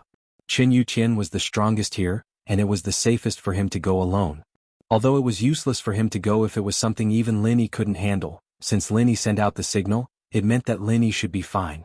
To keep it a secret, Chen Yutian decided to go alone. The speed of the helicopter was much faster than walking. Soon, Chen Yutian got close to the coordinates. He saw Lin Yi's tent. There was an empty space near the tent, and Chen Yutian landed the helicopter without hesitation. However, what surprised Chen Yutian was that Lin Yi and Wang Xinyan were perfectly fine after he got off the helicopter. They were waiting for him at the tent, and under Lin Yi's feet, there were two strangers lying on the ground. He didn't know if they were dead or alive. Boss. Chen Yutian called Lin Yi boss when there were no outsiders around. Wang Xinyan looked at Chen Yutian in surprise and then looked at Lin Yi. Instructor Chen called Lin Yi boss? What was going on?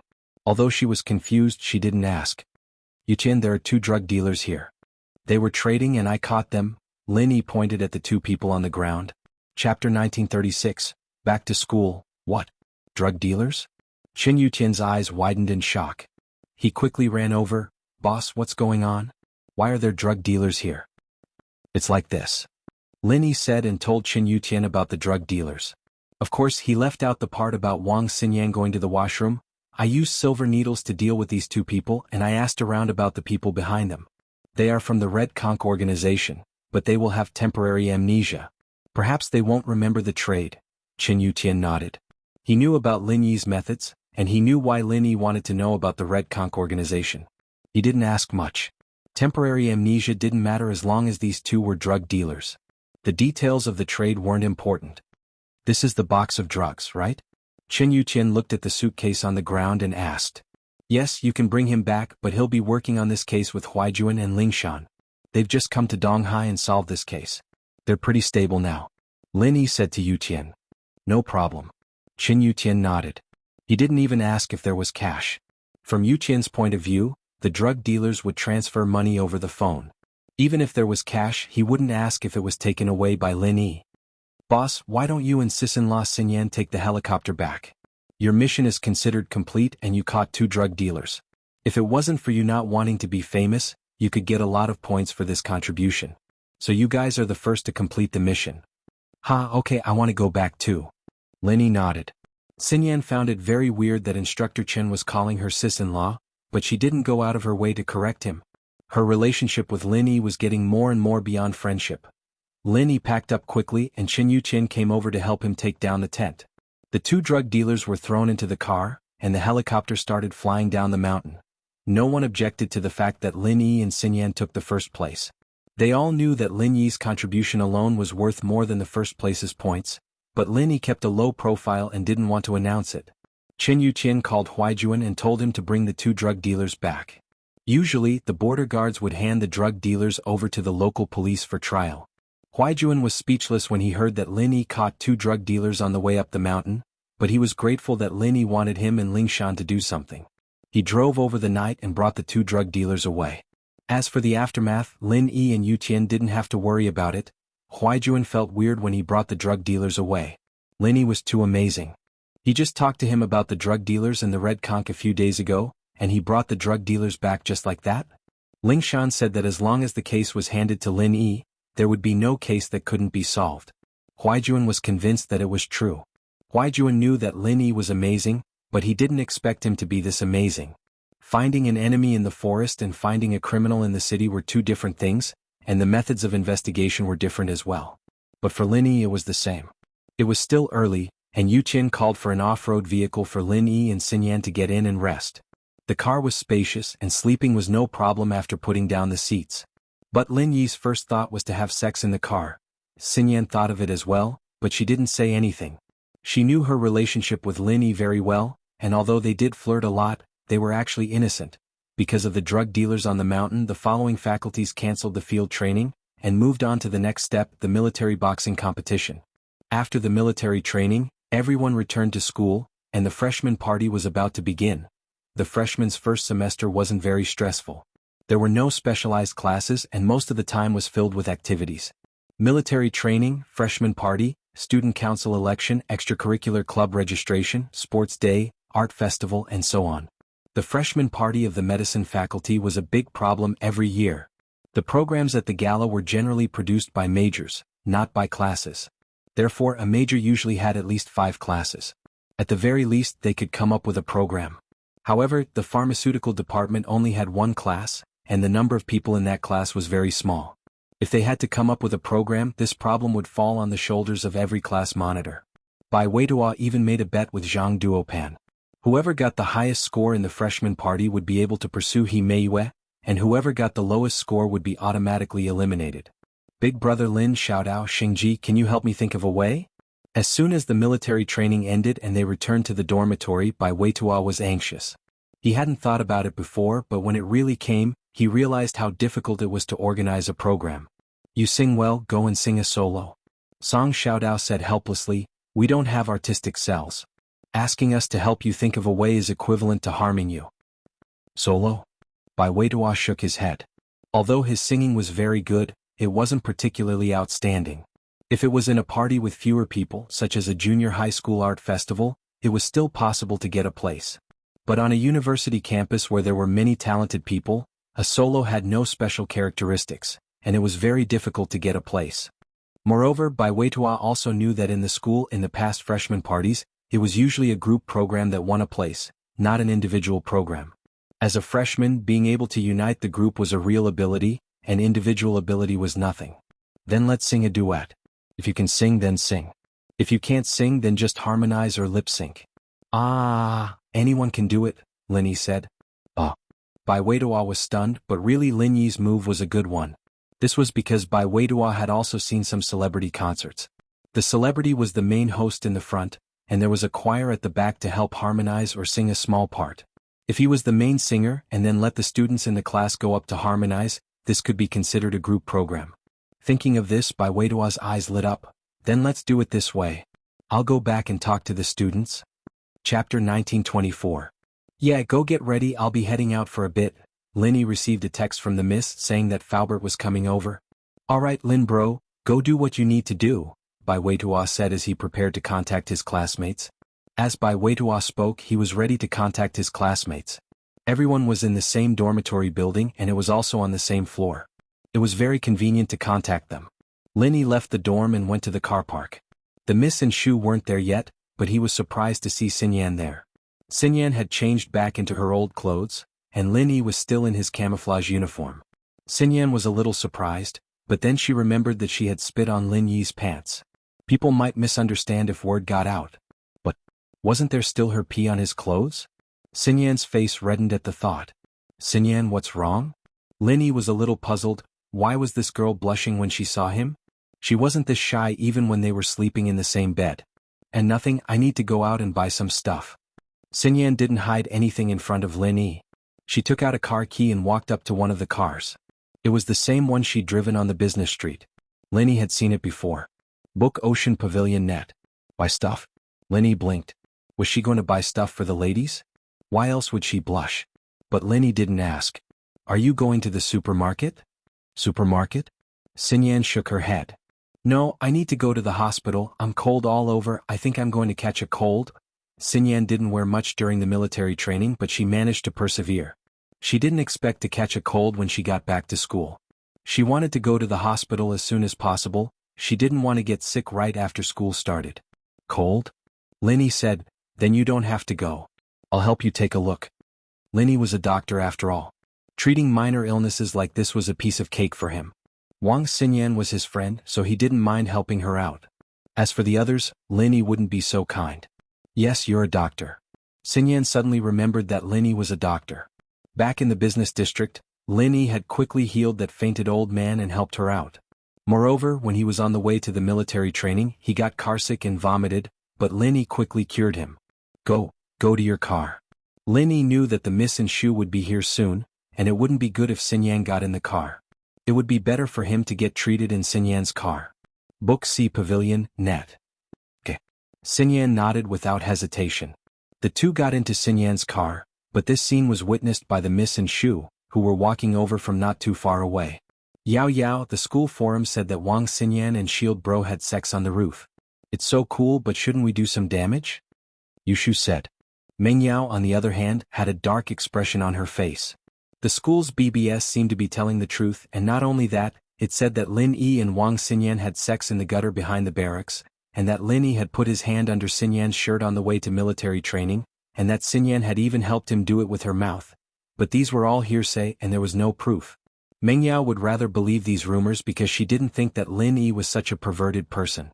She and Shu had lived with him for so long, and Lin Yi hadn't done anything out of line. Even when they were naked, he didn't lose his mind. When he was with Tang Yun and Xiao Xiao, the most intimate thing he did was holding hands. He just met Wang Xinyan not long ago. How could he be this close? Shu, what sex? How is that possible? If he wanted to have sex, he would have done it a long time ago. Why would he wait until now? I think it's most likely Xinyan's pursuers who saw how close Lin Yi and Xinyan got, and started slandering them. Meng Yao said. Even if that's not the case, Xinyan's still one of the prettiest girls in the first year. It's normal for there to be rumors about her. It's not impossible for people to start rumors like that. Didn't that little can say the same thing about you and her? Didn't you get an abortion? Oh, you're right. Yushu nodded. She was about to say something when she raised her head to see Lin Yi and Wang Xinyan getting into a sports car. She exclaimed. Yao, isn't that Shield Bro?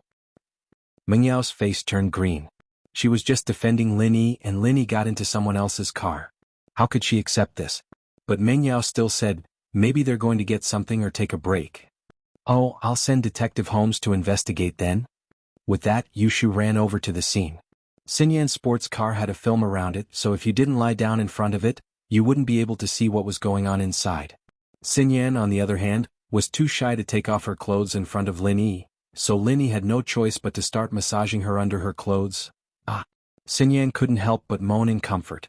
Lin Yi's massage technique didn't look special, but Xinyan had never felt so relaxed before. Xinyan's face reddened a little after that moaning. Why did that sound so weird? Was he doing something? But Lin Yi didn't seem to mind at all. He was still focused on massaging her. Xinyan, on the other hand, relaxed a little. She couldn't hold it in any longer and started moaning in comfort. Yushu couldn't see what was going on inside the car, so she could only lean her head against the car window and look inside. Xinyan's moans of comfort were heard before she could get a good look. She took a closer look and saw that Lin Yi's hand was moving around inside Xinyan's clothes as if he was.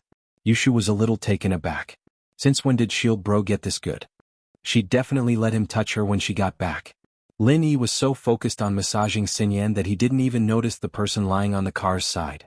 They were in the school's parking lot after all, and there shouldn't be anyone peeking at them, right? Besides, the Jade wouldn't give any warnings, so there shouldn't be any danger. Yushu was one of Lin Yi's teammates. Anyway, the Jade wouldn't give any warnings even if it saw her coming. Yushu remembered her mission after a while, and quickly ran back to report to Meng Yao. Target equals _ blank. Chapter 1925. What's wrong, Shu? Why's your face so red? Meng Yao frowned. Could it be that Lin Yi and Xinyan were doing something shameful in the car? Shield Bro was touching Xinyan in the car and Xinyan was there. Book Ocean Pavilion Net. Yushu said. Mengyao didn't know what to say? Can't you use a more elegant word to replace it? But Yushu's words ignited Mingyao's heart. She didn't know if it was because of Tang Yun or something else, but she rushed to Xinyan's car and pulled the door open. She roared at Lin Yi, "Lin Yi, you bastard! Get the fuck out of the car! How can you face Xiao Xiao like this?" Since she couldn't mention Tang Yun, she could only use Xiao Xiao. Luckily she wasn't that impulsive. Lin Yi and Xinyan didn't lock the car door, and Mengyao didn't think that she would be able to pull the door open. She looked into the car and saw that Lin Yi's hand was still in Xinyan's clothes. Mengyao was about to explode from anger. Could it be that the news was true? "Yao Yao, what's wrong with you?" Lin Yi paused as he looked at the furious Mengyao, not understanding what was going on. Book Ocean Pavilion Net. Lin Yi didn't know what was going on, but Xinyan understood why Mengyao was angry. She must have misunderstood that Lin Yi and her were doing something shameful here. She blushed and lowered her head, not daring to look at Mengyao and the others. "Shield Bro, you touched Xinyan in the car, Yao Yao's jealous," Yushu said. "Bullshit." Mengyao glared at Yushu. "I'm just feeling sorry for Xiao Xiao, she's training and you're here hitting on girls." Lin Yi finally understood why Mengyao was so angry. She'd misunderstood him and Xinyan. Xinyan caught a cold. "I'll give her a massage so she doesn't need to go to the hospital for an injection," Lin Yi said. "Because there are many people outside, I chose to do it in the car," Lin Yi explained. Of course this was only for Mengyao. If it were someone else, Lin Yi wouldn't even bother explaining. Mengyao knew that Lin Yi wasn't someone who liked to lie. If he said that, then it had to be true.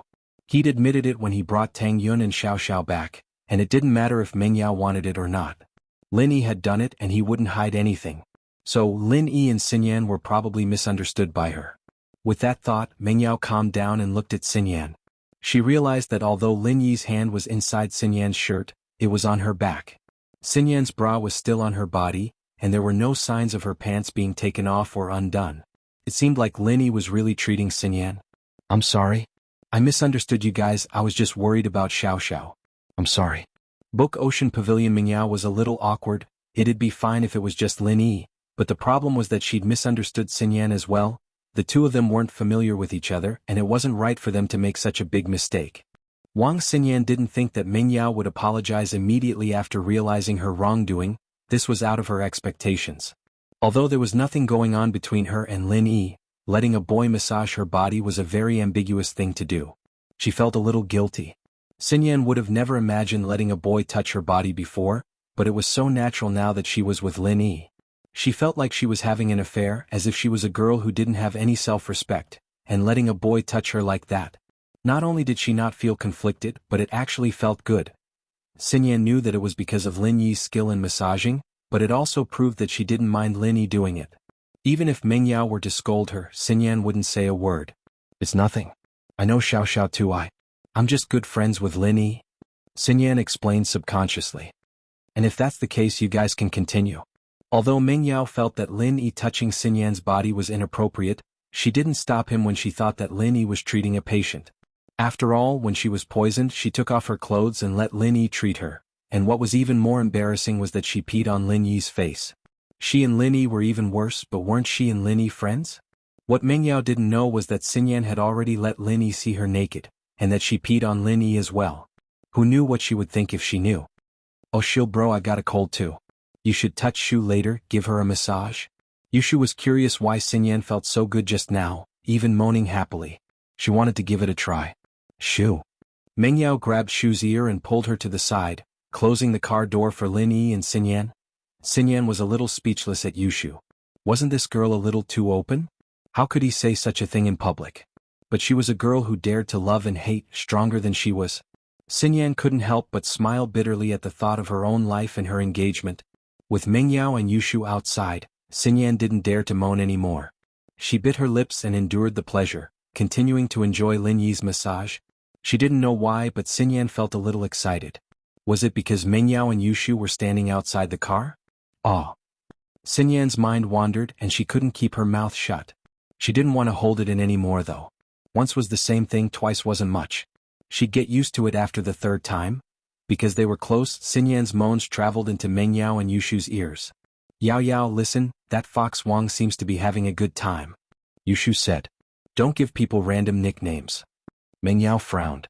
She knew that Xinyan was moaning because of Lin Yi's massage, but was it really that good? Oh. Yushu said, but I think she's interested in Shield Bro? Xiao Xiao already told him to find a big wife, so why should we care? Meng Yao shook her head, remembering Xiao Xiao's words. Oh, even if he wants to find a big wife, we need to keep an eye on him. Even if Fox Wong wants to be Shield Bro's big wife, she'd have to please us first. We need to keep an eye on Xiao Xiao, Yushu said. Chapter 1926. Yeah. Meng Yao's eyes lit up. Xiao Xiao telling Lin Yi to find a main wife wasn't wrong, but she and Shu had to help her check as well. Even without Xiao Xiao, they still had to complete Tang Yun's request. Inside the car, Xinyan felt more and more comfortable. It was as if she was going to fly into the sky, and she was sweating as well. She had to admit that treating a cold like this was a pleasure, 1,000 times better than getting in for drip. I'm done. Lin Yi finished the massage. Lin Yi had wanted to use the needles, but Lin Yi threw them into his backpack after dealing with the 2 drug dealers. His backpack was in the dorm now, and Lin Yi didn't bother going back to get it. For a cold like this, there was no difference between massage and needles. Ah, it's done? It was only then that Xinyan realized that she was drenched in sweat, and that her clothes were all wet. But she did feel refreshed, and the dizziness she'd been feeling before was gone. She didn't want to leave though. She felt like the treatment was going a little too fast. But she cursed herself for being shameless. Was she craving the feeling of Lin Yi's hands massaging her body? Xinyan's face was a little unreadable, and Lin Yi was a little confused. Why do you look a little weird? Am I not completely healed? Xinyan wanted to say, You're not healed? Check me again, but she didn't dare to do that. She felt that what she'd done these past few days had already crossed the line, even more so than anything she'd done since she was young. If she continued like this, wouldn't she become a bad girl? I'm healed. I'm just sweating a little and I'm a little hot. I need to cool down. Xinyan said quickly. Book Ocean Pavilion. Net. Cool down? That won't do. Stay in the car and don't go out. Wait until the sweat is gone before you go out. Otherwise you will catch a cold again. Lin Yi said. Okay, you go do what you need to do then. I'll be fine in the car, Xinyan said. Okay, then I'll leave first. Call me anytime if you need anything. Lin Yi nodded. Since Xinyan's illness was cured, there was no point in him staying here any longer. Thanks? Xinyan said. What's there to thank? We're comrades. Lin Yi laughed. Yeah, we're comrades in arms. Xinyan said with a smile. Yeah, she and Lin Yi were comrades in arms. What was there to be so particular about? Lin Yi got off the car and nodded to Miss and Shu. Okay, let's go? Okay, Faubert said that he's inspecting the market in Donghai.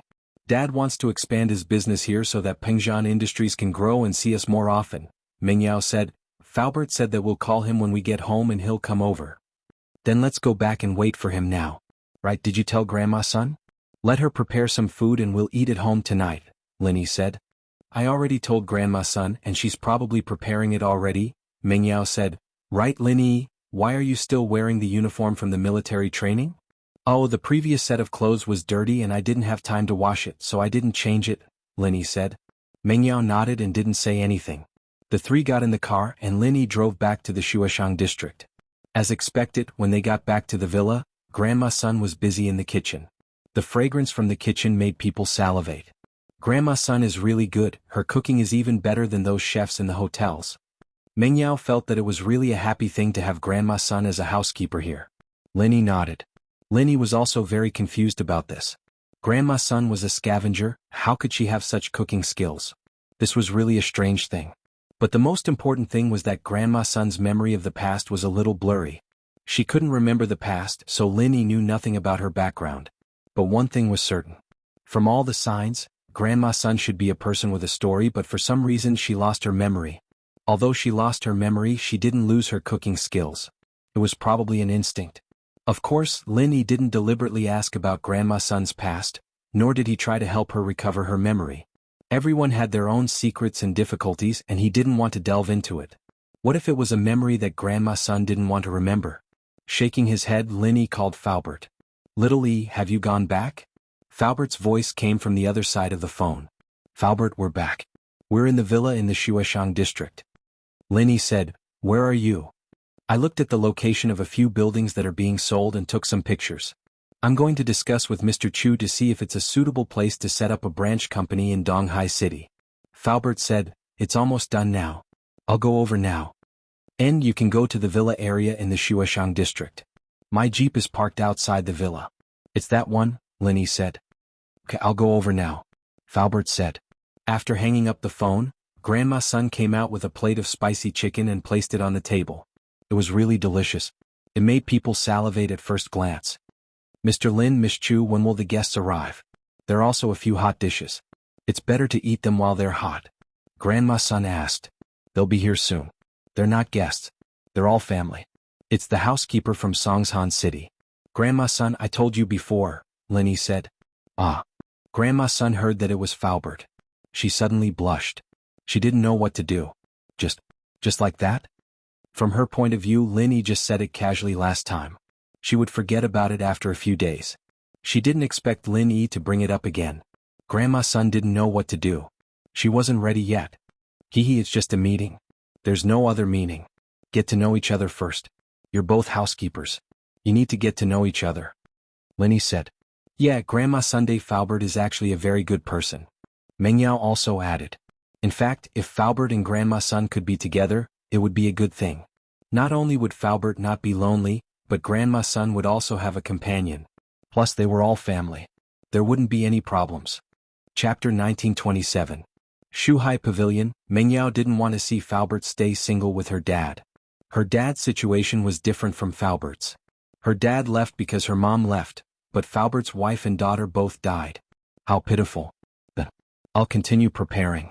Granny Sun was too embarrassed to say anything else. She turned around and went into the kitchen again. Not long after, the sound of a car came from outside the courtyard. Lin Yi, Meng Yao and Shu guessed that it might be Faubert. They quickly went out to greet him, but it wasn't Faubert's car. It was a BMW X5M parked in front of the villa next door. Meng Yao glanced at the BMW X5M in surprise. Huh? Did someone move into this house? Meng Yao asked as she looked at the BMW X5M in surprise. There was an empty villa next to the villa Lin Yi bought. It was the luxuriously decorated villa they bought the other day. Lin Yi, Meng Yao and Shu only found out after they moved in. However, the villa wasn't sold on the day they bought it. They didn't expect it to be sold so soon. The person in the BMW was probably the owner of the villa. No matter what, since they were out, they couldn't just ignore their new neighbors. After all, they were going to live together in the future. So Meng Yao decided to greet them. It was a matter of politeness. As for whether they could get along in the future, that was a matter of the future. After the BMW X5M turned off, a beautiful girl and a shy boy got out of the car. Lin Yi frowned slightly. These two people were the brother and sister he met at the real estate agency that day. They wanted to rent a house. However, they actually rented a villa. But Lin Yi immediately rejected this idea. How could such a luxuriously decorated villa be rented out casually? After all, decorations would wear out with use. If this house was rented out for a few years, the cost of the decorations would be greatly reduced. The rent wouldn't even cover the cost of the decorations. So the only possibility was that this villa was for sale. These two siblings actually bought a villa. The difference between before and after was a bit too big. Especially when the beautiful girl's eyes flashed when she was at the real estate agency. It was still fresh in Lin Yi's mind. Lin Yi didn't know this pair of siblings back then, so he didn't pay too much attention to the beautiful girl's eyes. But now that they were here and became his neighbors, Lin Yi frowned again. Was it a coincidence or did they have other intentions? But Lin Yi was sure that he had never seen this pair of sisters before. If it was a coincidence, this pair of siblings was already at the real estate agency when he went to the real estate agency. Moreover, Lin Yi chose this real estate agency on the spur of the moment. There were many real estate agencies nearby, not just this one. So it was too far-fetched to say that this pair of siblings was waiting for him there.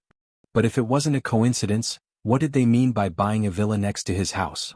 Especially when the beautiful girl glanced at him back then, Lin Yi felt that something was wrong. Of course, maybe that glance was because he brought two beautiful girls into the real estate agency, and they wanted to buy a villa. Or maybe it was because they saw that he bought a villa, so they also bought a villa.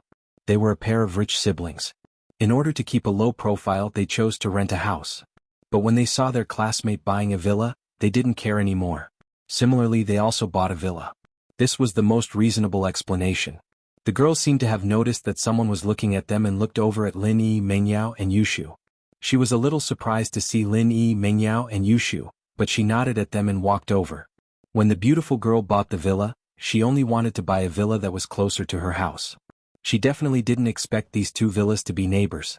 Only when she moved in today did she realize that they lived next door. What a coincidence. She didn't expect to become neighbors. The beautiful girl said to Lin Yi and the others generously. What a coincidence. Lin Yi said faintly, didn't you want to rent a house that day? Why did you buy a villa? I wanted to rent a house, but when I saw that you bought a villa, I was a little tempted. So I also bought a villa. The beautiful girl said, I just didn't expect to become neighbors. Lin Yi saw that the beautiful girl's surprise didn't seem to be fake. He was a little confused. Could it really be a coincidence? The beautiful girl's surprise was naturally not fake. She was surprised that the two villas were actually neighbors. So that's how it is. You are also students of Donghai Industry University? Lin Yi asked. Yes, my brother and I are both students. But after buying the villa, there was something at home that I didn't report. I took a day off to report tomorrow. Oh, Lin Yi nodded and didn't ask any more. My name is Chu Mengyao. She's Yushu. Donghai Engineering University's Economics Department. Mengyao heard that the siblings were also students of Donghai Engineering University. She immediately had a good impression of them. They were from the same school. It would be easy to get along with them. She could even visit them when she had nothing to do. Ah, you are from the Economics Department. What a coincidence. My brother is also from the Economics Department. The beautiful girl said, I'm Han Jingjing. This is my brother Han Xiaoqiao. I didn't expect them to be from the same department. Han Jingjing asked, You're not from the Economics Department? Han Jingjing said, No. I'm from the Biology Department. Han Jingjing said, It's just a small major. I'm afraid you haven't heard of the Medicine Department. Lin Yi frowned slightly. The Medicine Department was a bit too much of a coincidence. But after Lin Yi confirmed that the two were not practitioners, he didn't continue to ask. Some things were useless even if he suspected them. He could only wait and see. Mengyao was a little confused. Why would a girl apply for the Medicine Department? Lin Yi was also a Medicine Department. What a coincidence. Are you too? Han Jingjing looked at Lin Yi in surprise. You also like to study herbs? Lin Yi nodded. That's great. Let's learn more from each other in the future. I like to study herbs too. Han Jingjing said happily as if she had found a confidant. But before Lin Yi could say anything, a Bentley drove over. It was Falbert's car. Lin Yi nodded at Han Jingjing. After hearing Han Jingjing and her brother's names, he was even more sure that he didn't know these two people. Even when he was on missions before, he had never heard of these two people. Okay, we need to go tidy up the villa too. Han Jingjing said as she opened the trunk of the car and took out some blankets and daily necessities. It seemed like she was going to buy some things. To be continued.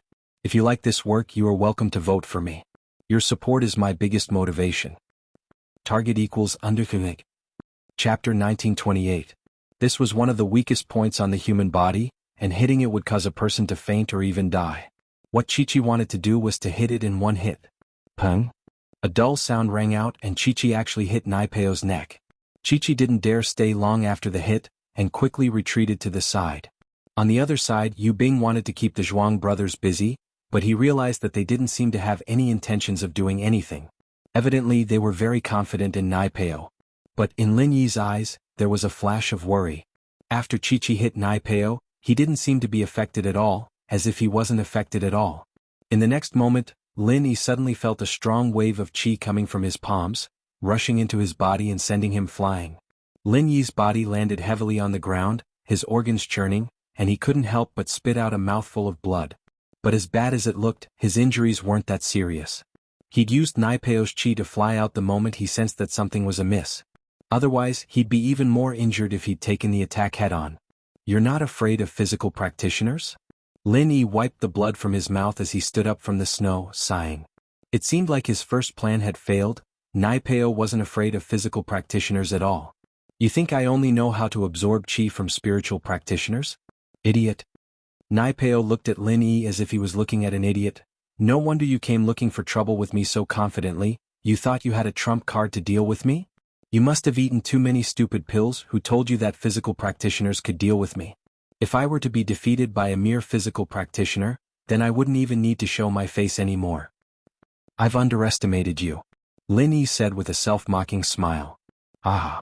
Lin Yi, to tell you the truth, my mental cultivation method is omnipotent. Not only can it absorb other people's true qi, but it can also transform other people's attacks into true qi when they enter my body, including the attacks of external experts. Do you know how I cultivate? I often injure myself all over so that I can improve my strength.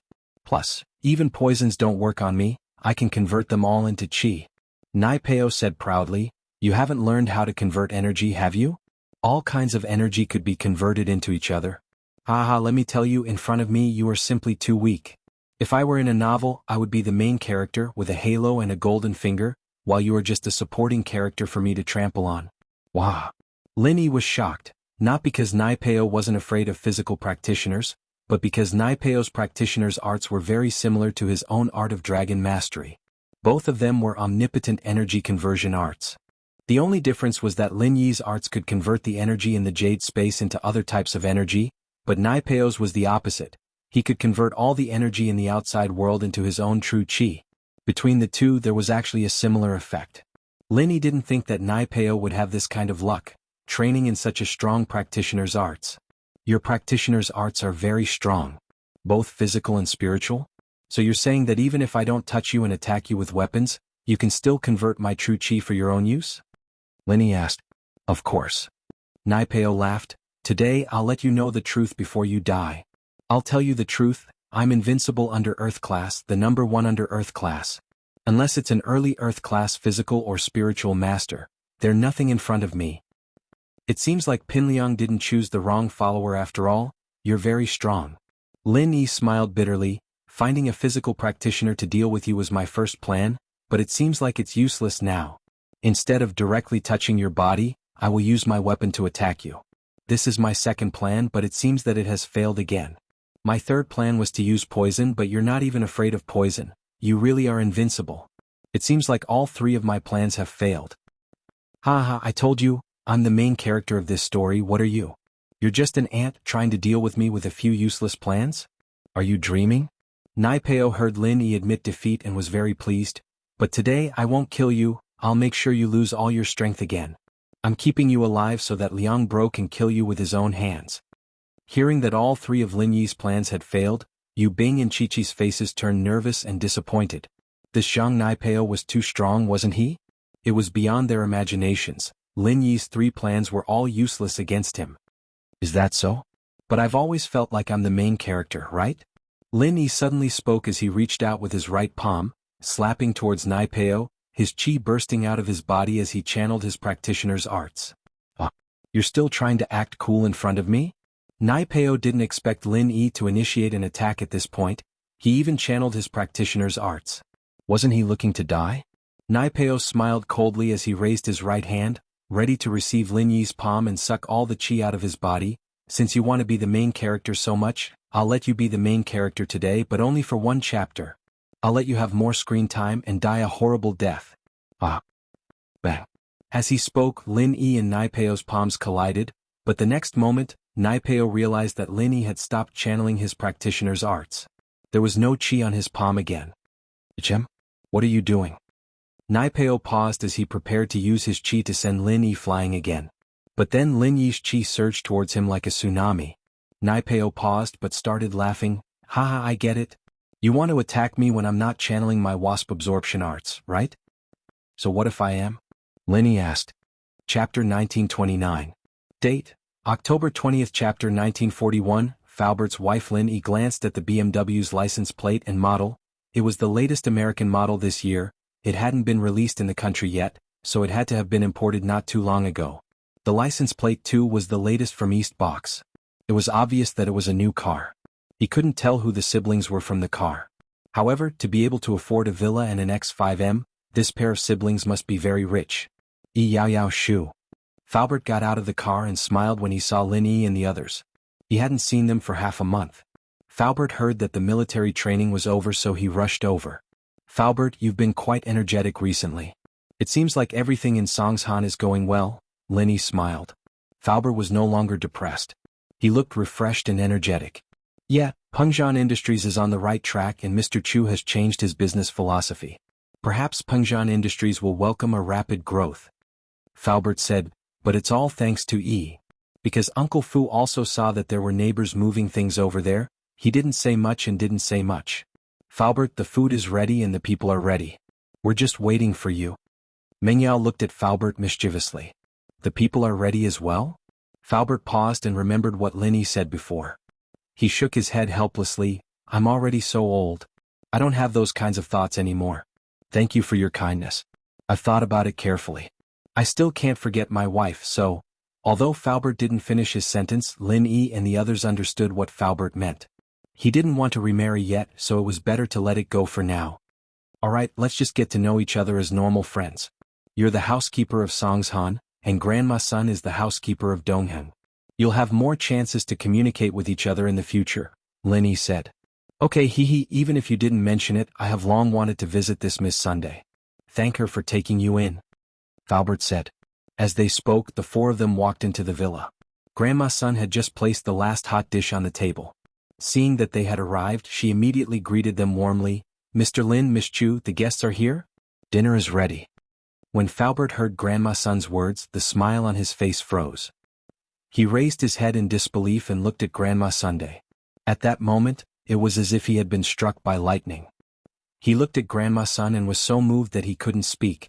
Time had changed her nirvana, the wind and frost had aged her appearance, but Faubert recognized the person in front of him at a glance. It was the woman he had been dreaming about, his wife, Sun Luoyue. It's her? She didn't die? She had been in Songshan all this time? Then why didn't she look for him? He was considered a famous person in Songshan. Although he didn't have as much exposure as a celebrity, he would always be accompanying Chu Pingzhan in some of Songshan's business newspapers. Faubert, this is Grandma's son. Linny introduced. He was about to introduce Faubert to Grandma's son when he turned around and saw Faubert's stunned expression. Linny was slightly stunned. Faubert? Faubert, what's wrong? Grandma's son was also a bit confused. What was wrong with this person? Why did he stare at him the moment he entered? Why was he stunned? Although Grandma's son knew that she had dressed up for the past few days and had some charm, she was definitely not a great beauty. How could an old woman move a man's heart? Besides, she also knew Faubert's identity. It could be said that in Pingzhan Industries, Faubert was only below one person but above tens of thousands of people.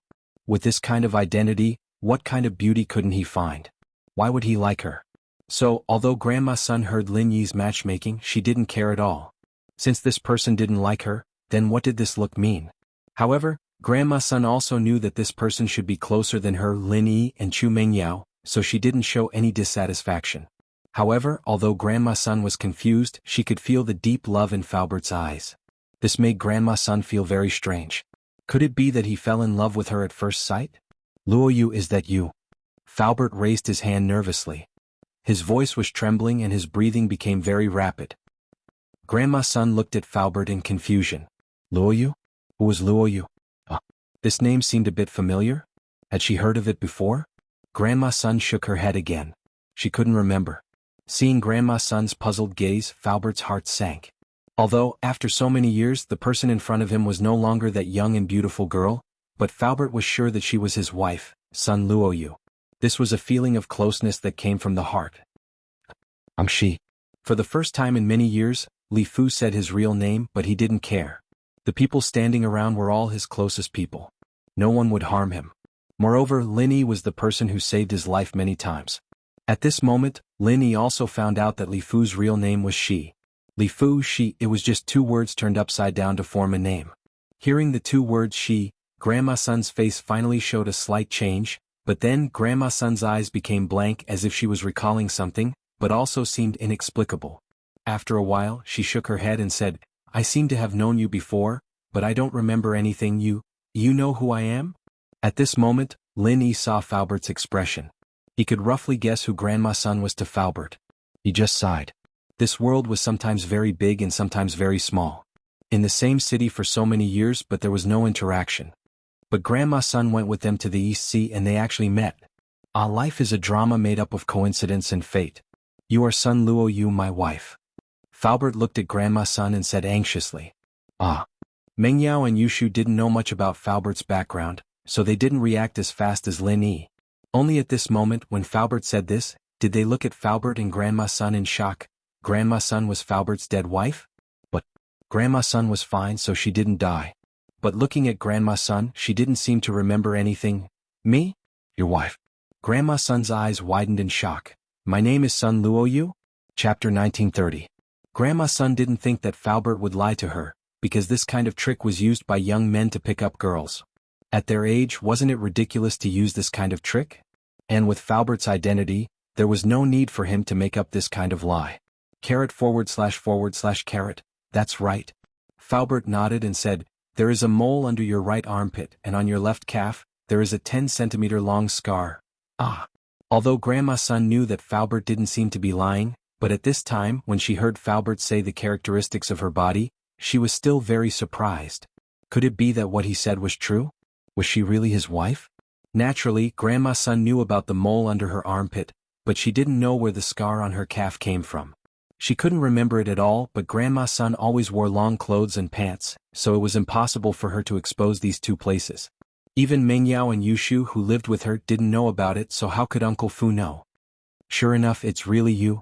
Although Falbert was confident before, at this moment, seeing Grandma Sun's expression, Falbert's heart relaxed. It was her, no mistake, his wife.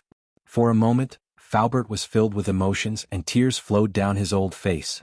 How many years had it been? How many times had he seen her in his dreams? Although she was younger and more beautiful than she was now, those were all illusions. When he woke up from the dream, it was all in vain. Although the current Grandma Sun was no longer youthful and beautiful, it was real in front of him. And what Falbert cared about was not her beauty, but this feeling.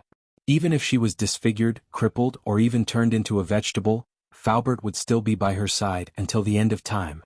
I'm your wife? How come I don't remember? Grandma Sun looked at Falbert's excited look, and it didn't seem fake at all. But she had no memory at all, she only vaguely remembered that there seemed to be such a person in the depths of her memory. Yes. Falbert nodded heavily. Uncle Fu, Grandma Sun, I don't think we should just stand here. Let's eat something and talk. Lenny sighed. It seemed like things were getting a bit awkward. It wasn't as simple as he thought. By a freak combination of factors, he wanted to find an old partner for Falbert, but he found his first wife instead. But Grandma Sun had lost her memory. However, Lenny could feel it clearly. Grandma Sun was not a cultivator, but according to Falbert, she should also be a cultivator. No. Sun Jingyi was also a cultivator, but the Sun family's internal energy cultivation method was very strange. It was a supplementary cultivation method and it had nothing to do with strength. It was impossible to see through one's strength. However, on Sun Jingyi's body, if he didn't look carefully, Lin Yi could still feel the fluctuations of qi.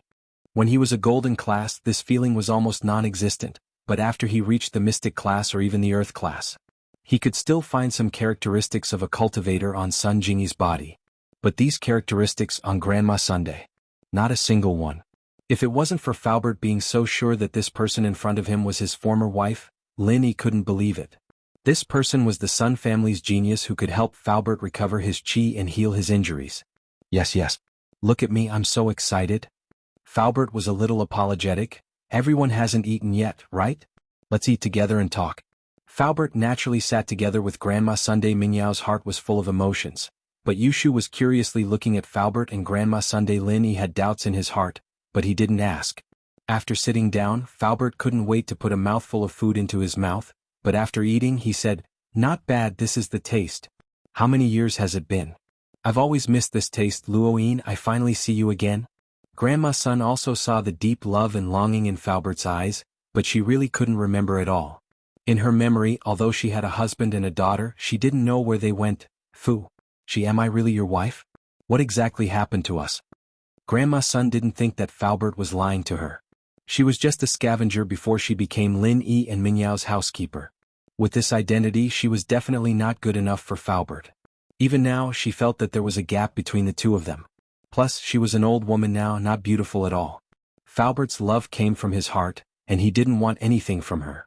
So in her heart, Grandma Sun believed Falbert's words. While sighing that it was really a coincidence, she was also a little troubled. She couldn't remember anything. Falbert hesitated, but he didn't continue. Let's eat first, I'll tell you after we eat. I don't want to ruin everyone's mood. What happened back then was a tragedy. Now that the family was sitting around the table, it was time to eat happily. Why talk about the sad past? Besides, now that he had found his wife, there was no need to talk about those sad things. The only regret was that his daughter was missing. She was so young, she was probably killed by the enemy. And his own master, although he was a sky-class master, how could the enemy let him go? In order to protect himself, he might have died under the enemy's encirclement. Yeah, let's eat first. Linny knew about Falbert's background. He knew that if he said it now, he was afraid that everyone wouldn't be able to eat, so he quickly said, "Falbert, you met Grandma's son again, it's the will of the heavens, it's a happy occasion, let's drink together and celebrate."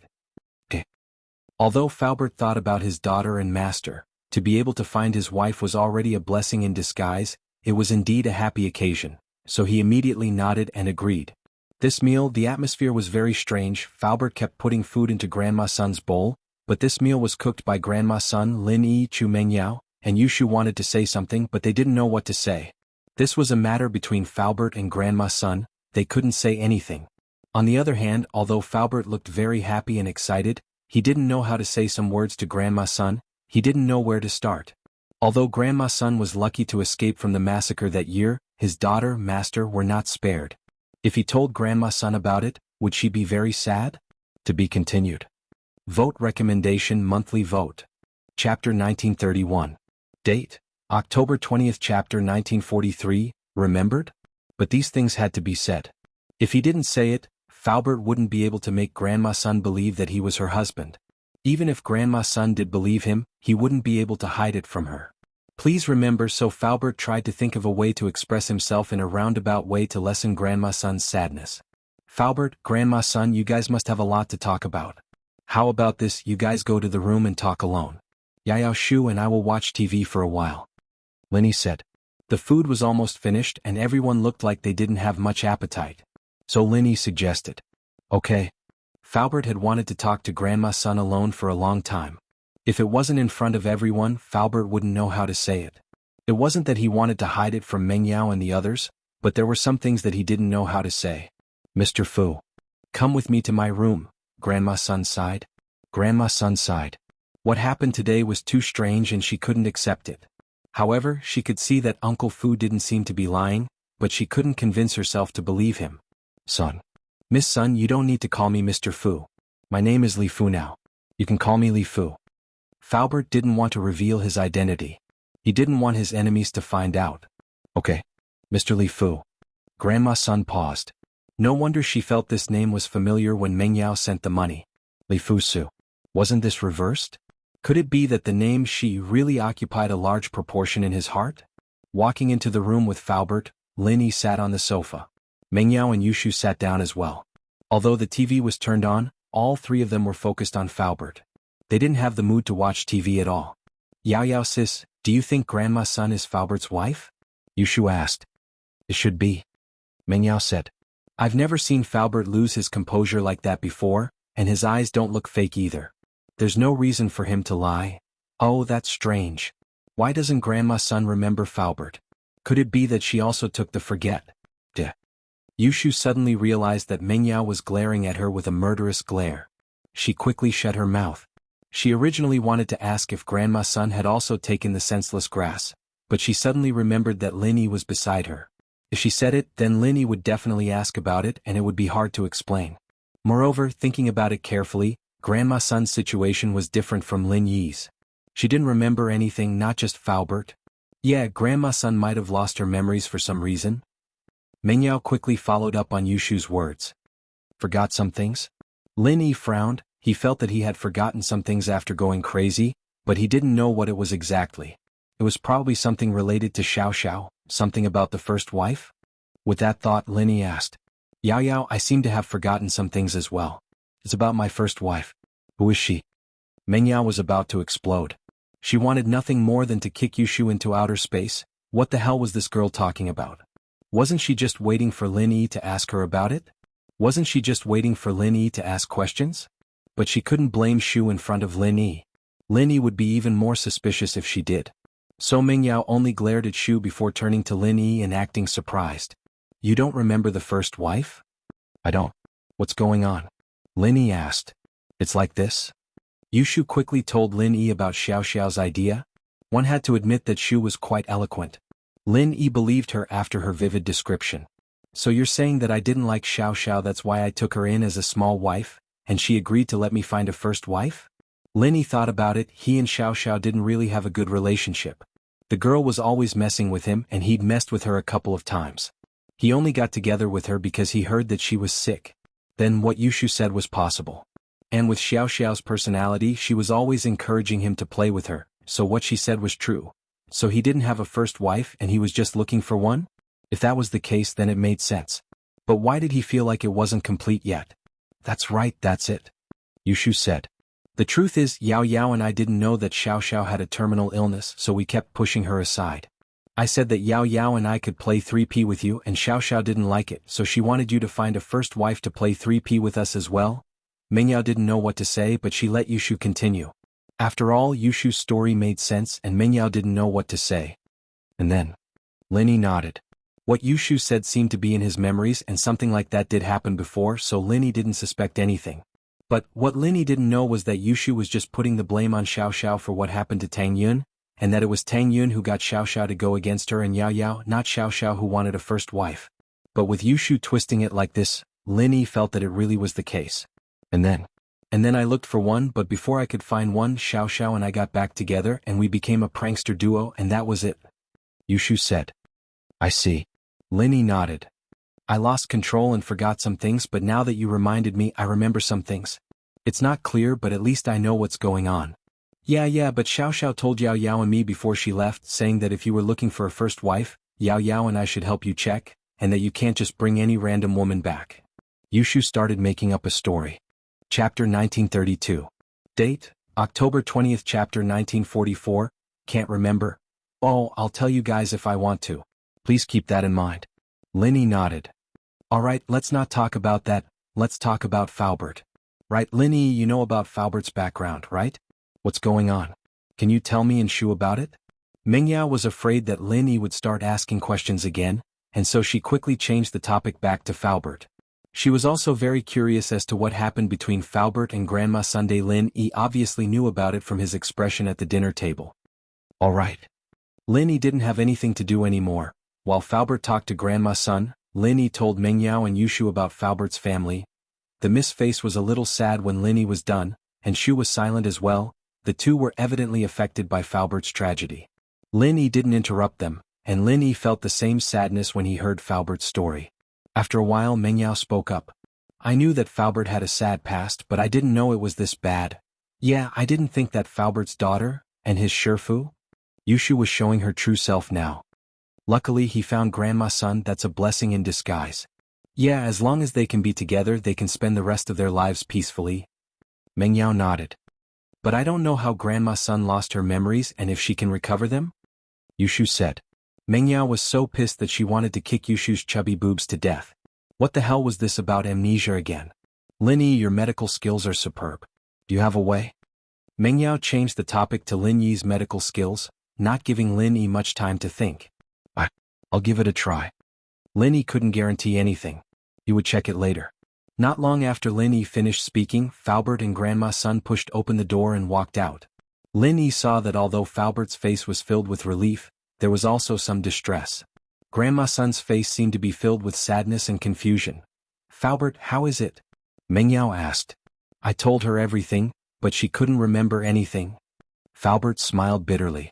I'm not sure if I'm Mr. Li Fu's wife, because I really don't remember anything. Grandma Sun said painfully. I can't remember anything, I have no memory at all, but I know that you guys wouldn't lie to me. Right, Faubert, when you and Grandma Sun got married, didn't you have a marriage certificate? Lin Yi suddenly asked. This was the most important piece of evidence. Although these Wulin people didn't really care about the rules of the common world, it was still possible for them to go through the motions. Yes, but we didn't even have time to save our lives when the whole family was annihilated. Where would we get the chance to take those things out? Faubert smiled bitterly. My identity as Li Fu was also registered by Mr. Chu. But there should be a record in the civil office, right? Wouldn't we know when we check? Lin Yi said. If it's registered in another province, I can ask Huaijuan or Lingshan to do it. It should be easier for them. That's right. Faubert's eyes lit up. Luiyue, when we got married we took a picture too. There must be a record. We'll know when we check. Yeah. Grandma Sun believed Faubert's words, but she didn't mind confirming it if there was evidence. Lin Yi didn't waste any time, calling Huaijuan's number and telling him about the situation. Huaijuan agreed without hesitation. since it was a piece of cake for him to investigate a marriage registration. Not long after, Huaijuan sent an email to Lin Yi's phone. It was the record of Sun Luoyue and Shi's marriage. One had to admit that Huaijuan was very efficient. It was already time to get off work, but Huaijuan still got the record in a short amount of time. He passed the phone to Faubert and Grandma Sunday. Lin Yi said, "It's here. Now, Grandma Sun, do you believe me?" "It's really like this." Grandma Sun looked at the record on the phone. A complicated expression appeared on her face. After all, what Faubert said was very sad, but Grandma Sun didn't have any memories of it. But now that her identity was confirmed, Grandma Sun's heart felt empty.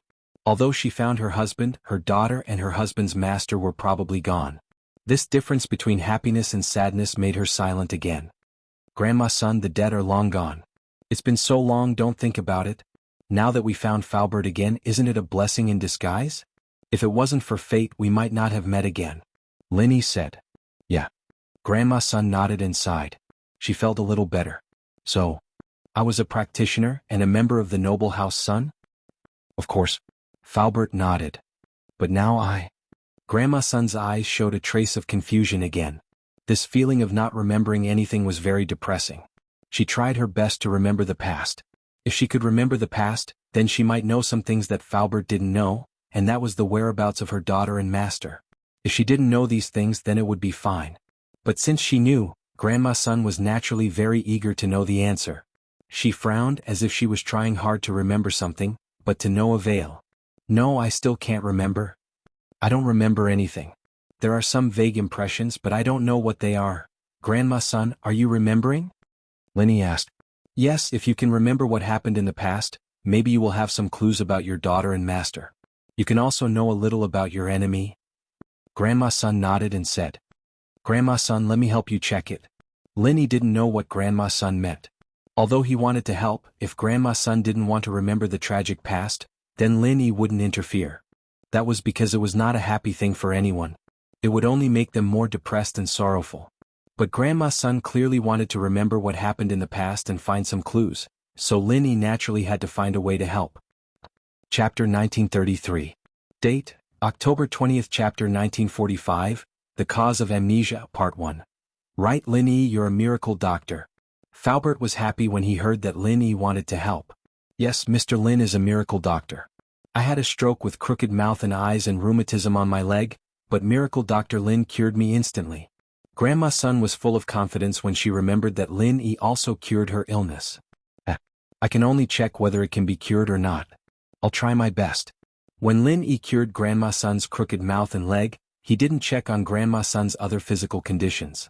After all, time was limited and Lin Yi's goal was to cure Grandma Sun's crooked mouth and leg and then frame Zhening Jun. "Okay, what do you need me to do?" Grandma Sun asked quickly. "Grandma Sun, just sit on the sofa and stretch out your hands, I'll check your pulse." Lin Yi could use his pure energy to check other people's body condition, so Grandma Sun didn't need to do anything, just relax. "Okay."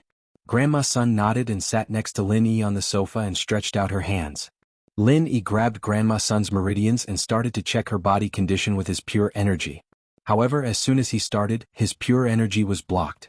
Lin Yi found that most of Grandma Sun's meridians were destroyed and the rest were blocked by blood clots. Although it wasn't as serious as Yang Huaijuan, it was impossible for her to become a practitioner and practice pure energy. This situation was very similar to Faubert's. Faubert's meridians were also destroyed and he couldn't practice spiritual arts. It was the same for Grandma Sunday. In that case, Grandma Sun's crooked mouth and lame leg should not have been caused by a stroke or rheumatism, but by the blockage of her meridians. Although the two were blocked meridians and the treatment was relatively similar, the cause of the formation was completely different. Lin Yi didn't look at it carefully at the time, so he only cured Grandma Sun's crooked mouth and leg. He thought it was caused by a stroke, but now it seemed that it wasn't. However, this was not a problem for Lin Yi. Lin Yi said to Faubert, "Faubert, my silver needles are in my backpack at school. Go out and find a pharmacy to help me buy another box." Lin Yi could use his true qi to repair the broken meridians, but for the blood clots that had accumulated for many years, he would have to use silver needles to remove them. Because the blood clots were already necrotic, it was impossible to use true qi to remove them. "Okay, I'll go now." Faubert quickly stood up and quickly ran out of the villa to buy silver needles. As for Lin Yi, he began to use his true qi to repair Grandma Sun's damaged meridians. Lin Yi was very familiar with repairing meridians. Grandma Sun didn't know how Lin Yi treated her, but she felt a warm and comfortable feeling throughout her body, as if her whole body was restored to life. Even Mingyao and Yushu noticed the changes in Grandma Sun, because Grandma Sun's face was changing at a speed visible to the naked eye. The wrinkles from before were gone, and what replaced it was a smooth face.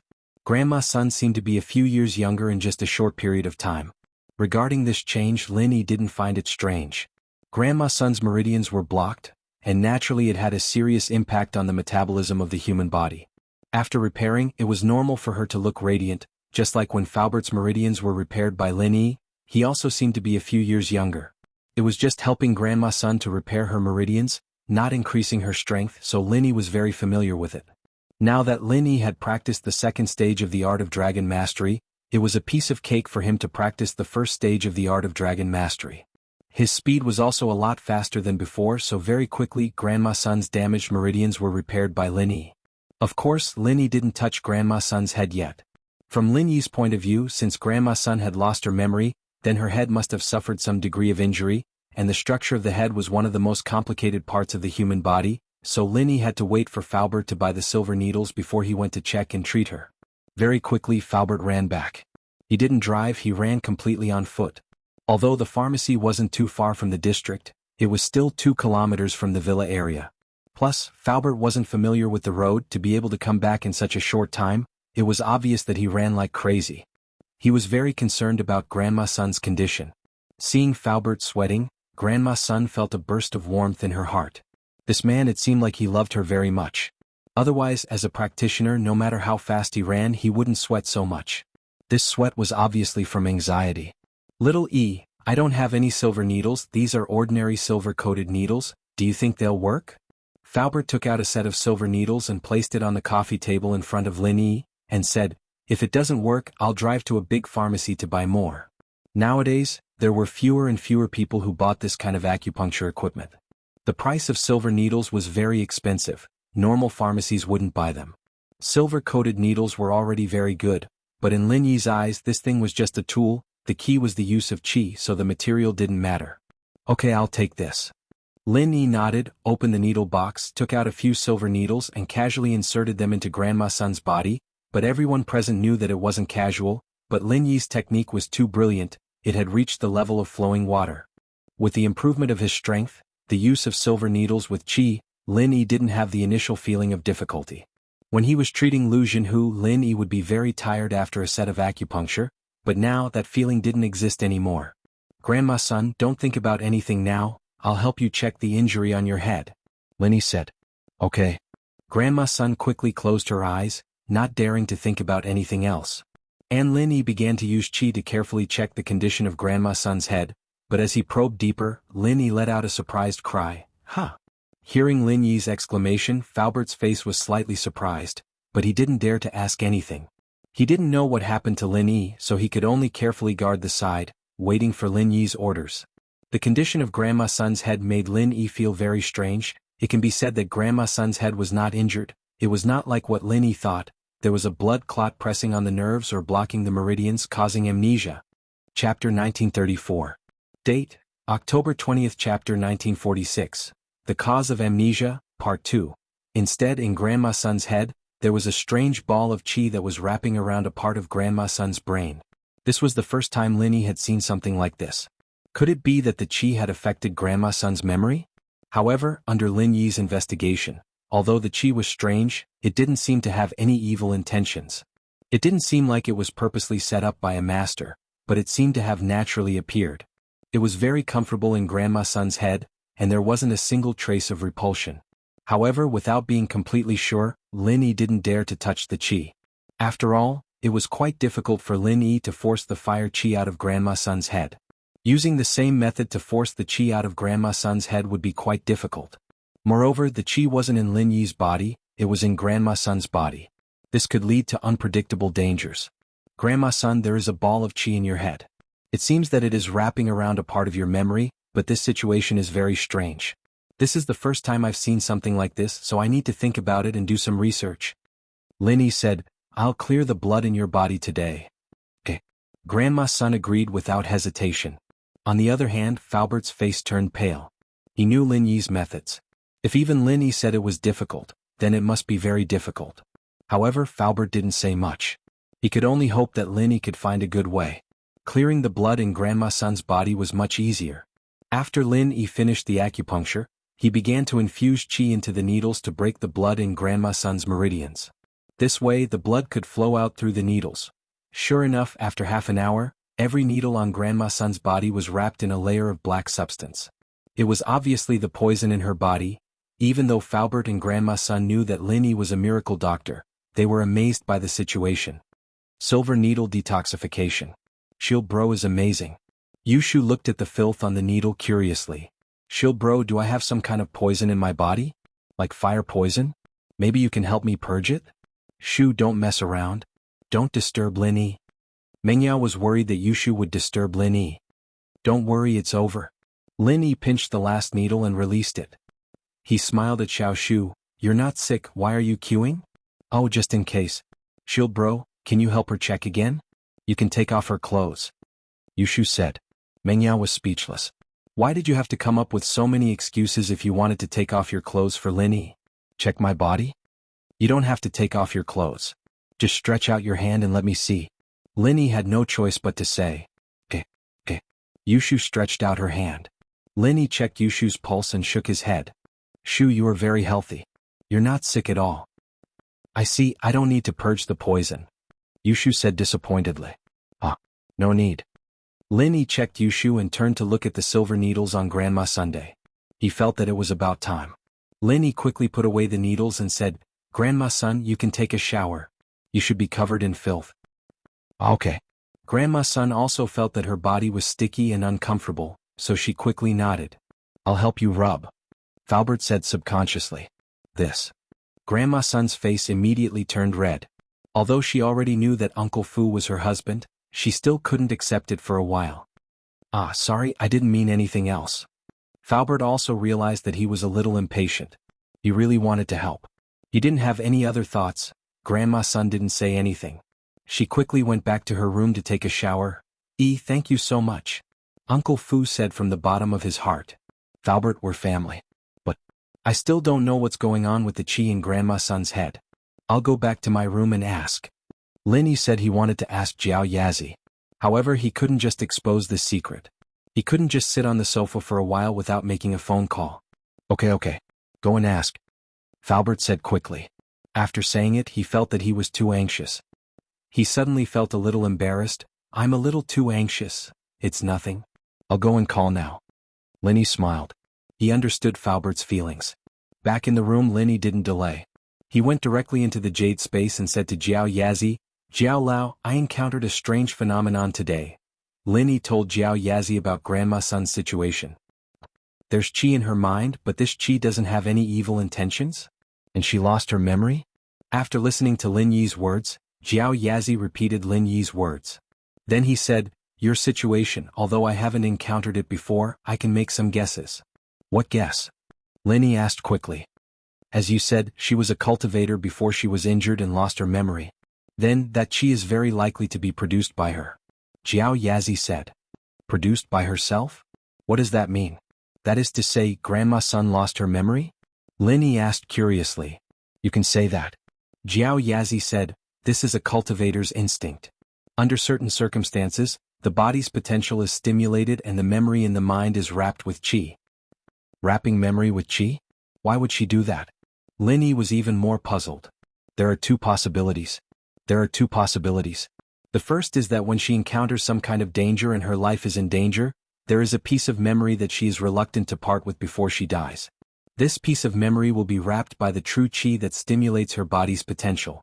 This is the so-called magical reincarnation with memories. In my memory, a friend of mine who is a science geek once did research on reincarnation. This situation does not necessarily apply to cultivators.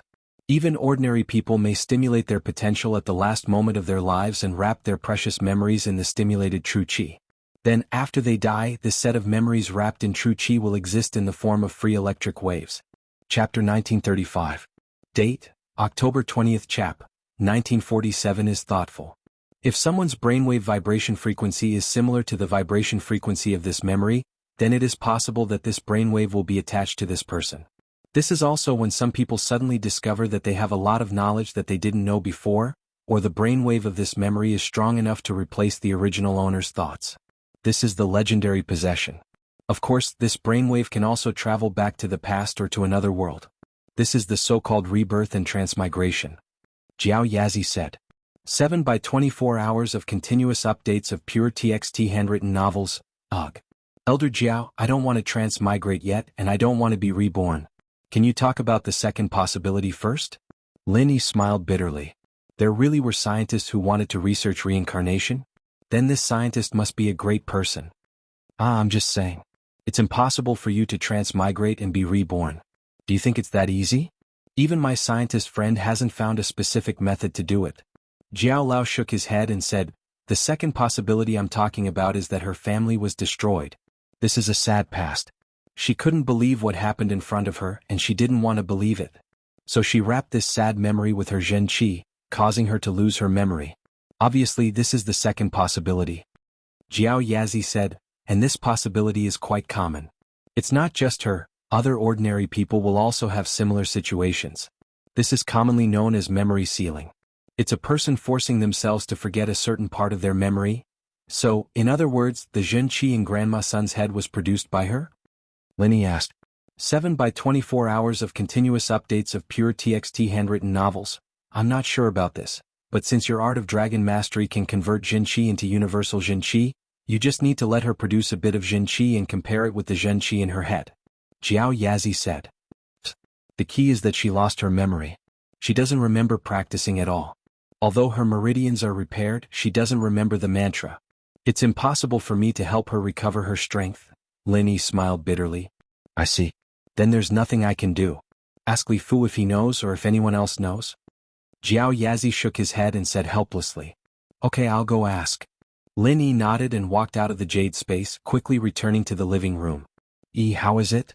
Falbert saw that Lin Yi came out so quickly and his heart sank. Was there no news? I asked it might be like this.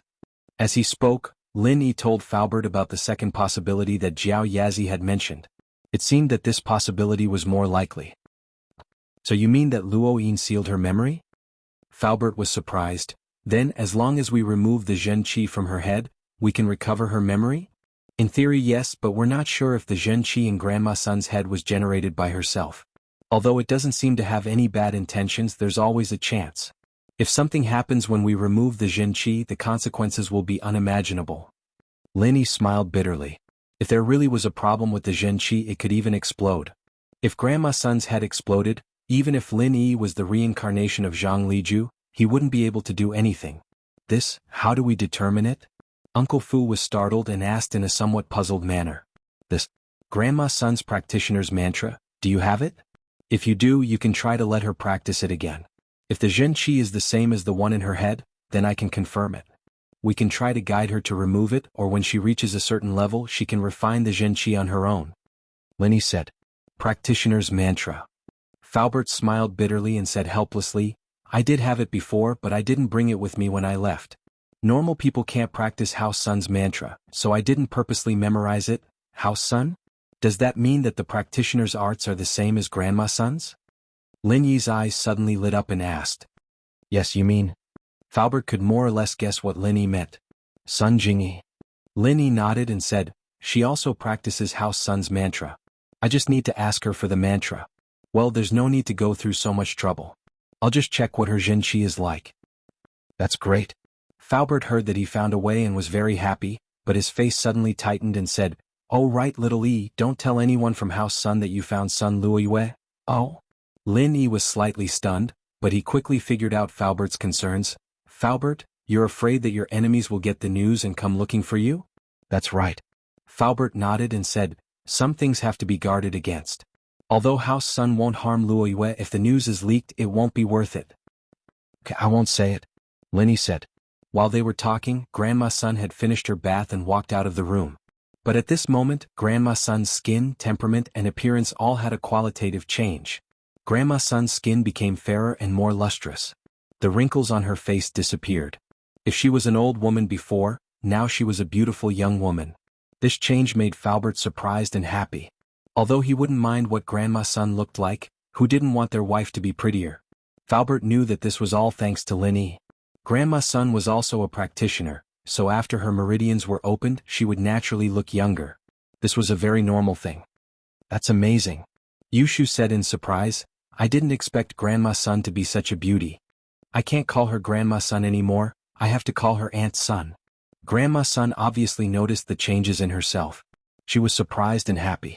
Before, although Falbert showed his love, Grandma's son felt that she was too old compared to him. But after Lin Yi treated her, her body changed drastically. You can call me whatever you want. I'm already used to it. Grandma's son smiled and said, I didn't expect Mr. Lin to be so powerful. Lin Yi, can practitioners not age? Mingyao asked thoughtfully. Xiaoshu. Chapter 1936. Date, October 20th. Chapter 1948. Speechless, not bad. Golden class masters can extend their lifespan, Mystic class masters can slow down the aging process, Earth class masters can slow down the aging process, and Sky class masters can maintain their youthful appearance forever. Lin Yi said, the moment you break through to Sky class, your appearance will never change again. What happens after Sky class? Yushu suddenly asked. Please remember, I don't know. Lin Yi shook his head. Mengyao nodded thoughtfully. So Tang Yun and Xiao Xiao wouldn't age at all? Mengyao looked at Lin Yi and suddenly had the urge to become a practitioner. She wanted to become a Sky class master too. But she also knew that some things could only be found by chance. It wasn't something she could get just because she wanted to, otherwise everyone would be a practitioner. Let's stop here for today's treatment. Tomorrow I'll contact Sun Jingyi and check on her qi, then check on Grandma Sun's qi. Lin Yi said, Falbert, it's getting late, you and Grandma Sun should rest early too. Mengyao and Yushu went upstairs and Lin Yi went back to his room, leaving only Falbert and Grandma Sun in the living room. Falbert felt a little awkward. I'll stay in the guest room. No need, since we are husband and wife, let's stay together. You can also tell me about the past. Grandma Sun hesitated and said shyly. Okay. Falbert wasn't in a hurry to do anything, but he was very excited about Grandma Sun's acceptance. He quickly nodded happily. Seeing Falbert act like a child, Grandma Sun shook her head helplessly, but at the same time she felt warm in her heart. The next morning, Falbert and Grandma Sun woke up early with a light smile on their faces. Although Grandma Sun hadn't recovered her memories yet, it was obvious that she had accepted Falbert. The two were busy preparing breakfast in the kitchen, and Lin Yi, Mengyao, and Yushu smiled as they watched them. Falbert is so happy, it's the first time I've seen him so happy. Yushu's impression of Li Fu was that he was a serious man, not a single hair out of place. Even when he'd been staying in the villa and preparing breakfast for them in the mornings, he'd never looked this serious. He'd never smiled like this before. Uncle Fu found his wife, but where's my mom? Mengyao's eyes were filled with a sense of loss and loss. Yao Yao, does Uncle Chu not know about your mom? Lin Yi asked. Daddy? He knows, but he won't tell me? He said I'm still young, some things are better left unknown. Mengyao shook her head. Lin Yi paused. Could there be some sort of secret behind all this? But since Peng Zhan didn't want to talk about it, he didn't say much. Every family had their own, maybe something unexpected happened. After breakfast, Lin Yi, Mengyao, and Yushu left the villa, ready to drive to school. Coincidentally, the siblings from the villa next door came out as well, obviously going to school as well. What a coincidence, you guys are going to school too? Han Jingjing greeted Lin Yi and the others. Yeah, you guys are going too? Lin Yi nodded.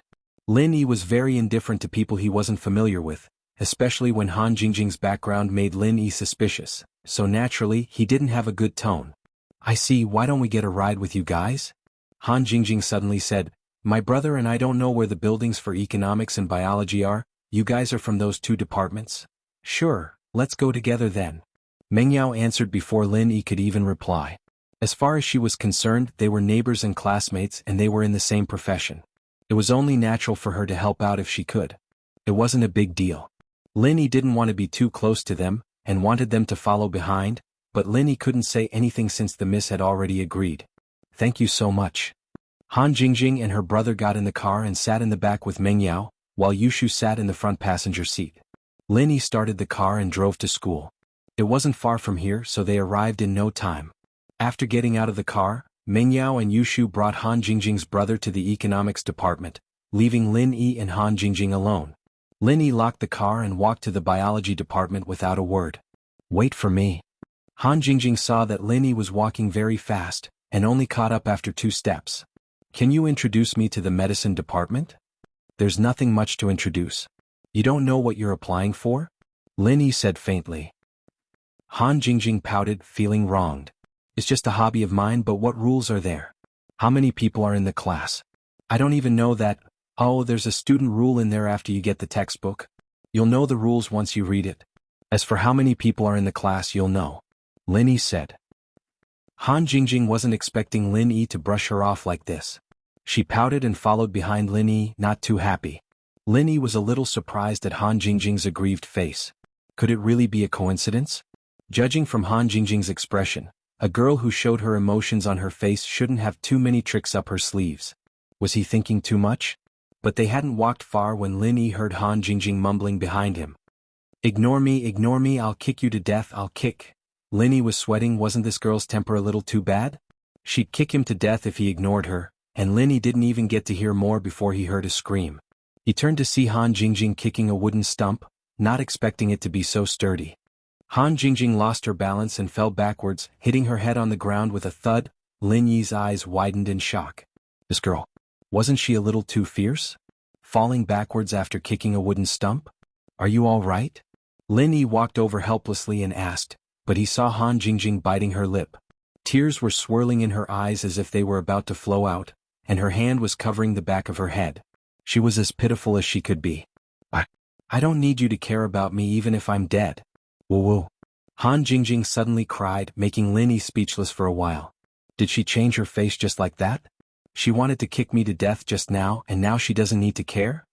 Target equals underthumig. Chapter 1937. However, Lin Yi was someone who could be persuaded but not cowed. Seeing Han Jingjing crying on the ground, he couldn't bear to see her like that. Before, Lin Yi had categorized her as one of the suspects, so Lin Yi didn't want to interact with her too much. But now it seemed that things were different. This Han Jingjing didn't seem to have any ulterior motives. On the contrary, her brain seemed to be missing a cord. Alright, stop crying. Let me see how your head is. Lin Yi bent down and carefully moved Han Jingjing's hand away. He saw that the back of Han Jingjing's head was already swollen. He thought to himself, thank goodness this girl is young. If she was older, wouldn't she have a cerebral hemorrhage? Woo. It hurts. Han Jingjing's face was wet with tears. She was as miserable as she could be.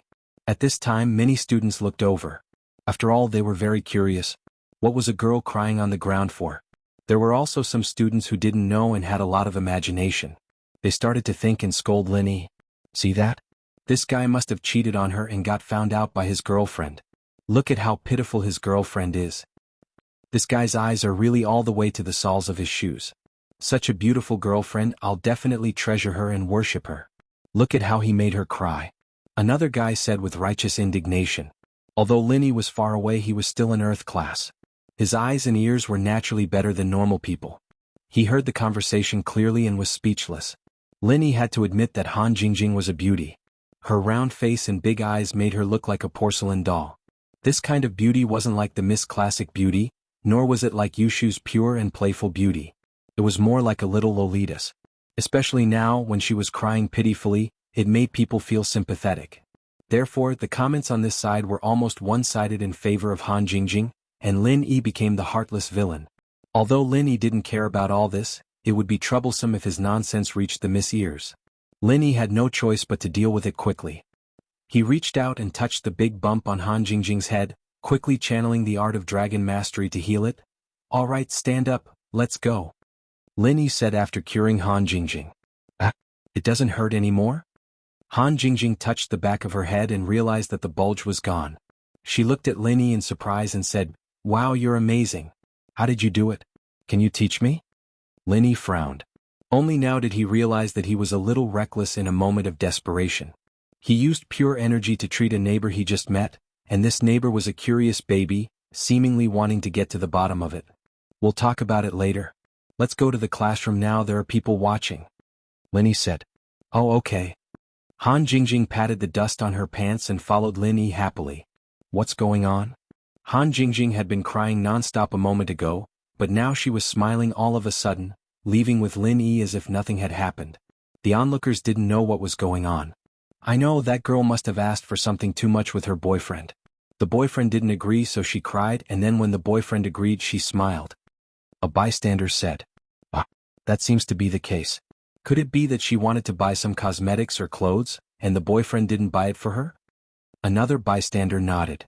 "It's very likely." Another person also echoed. But no matter what, the people involved had left and they also dispersed.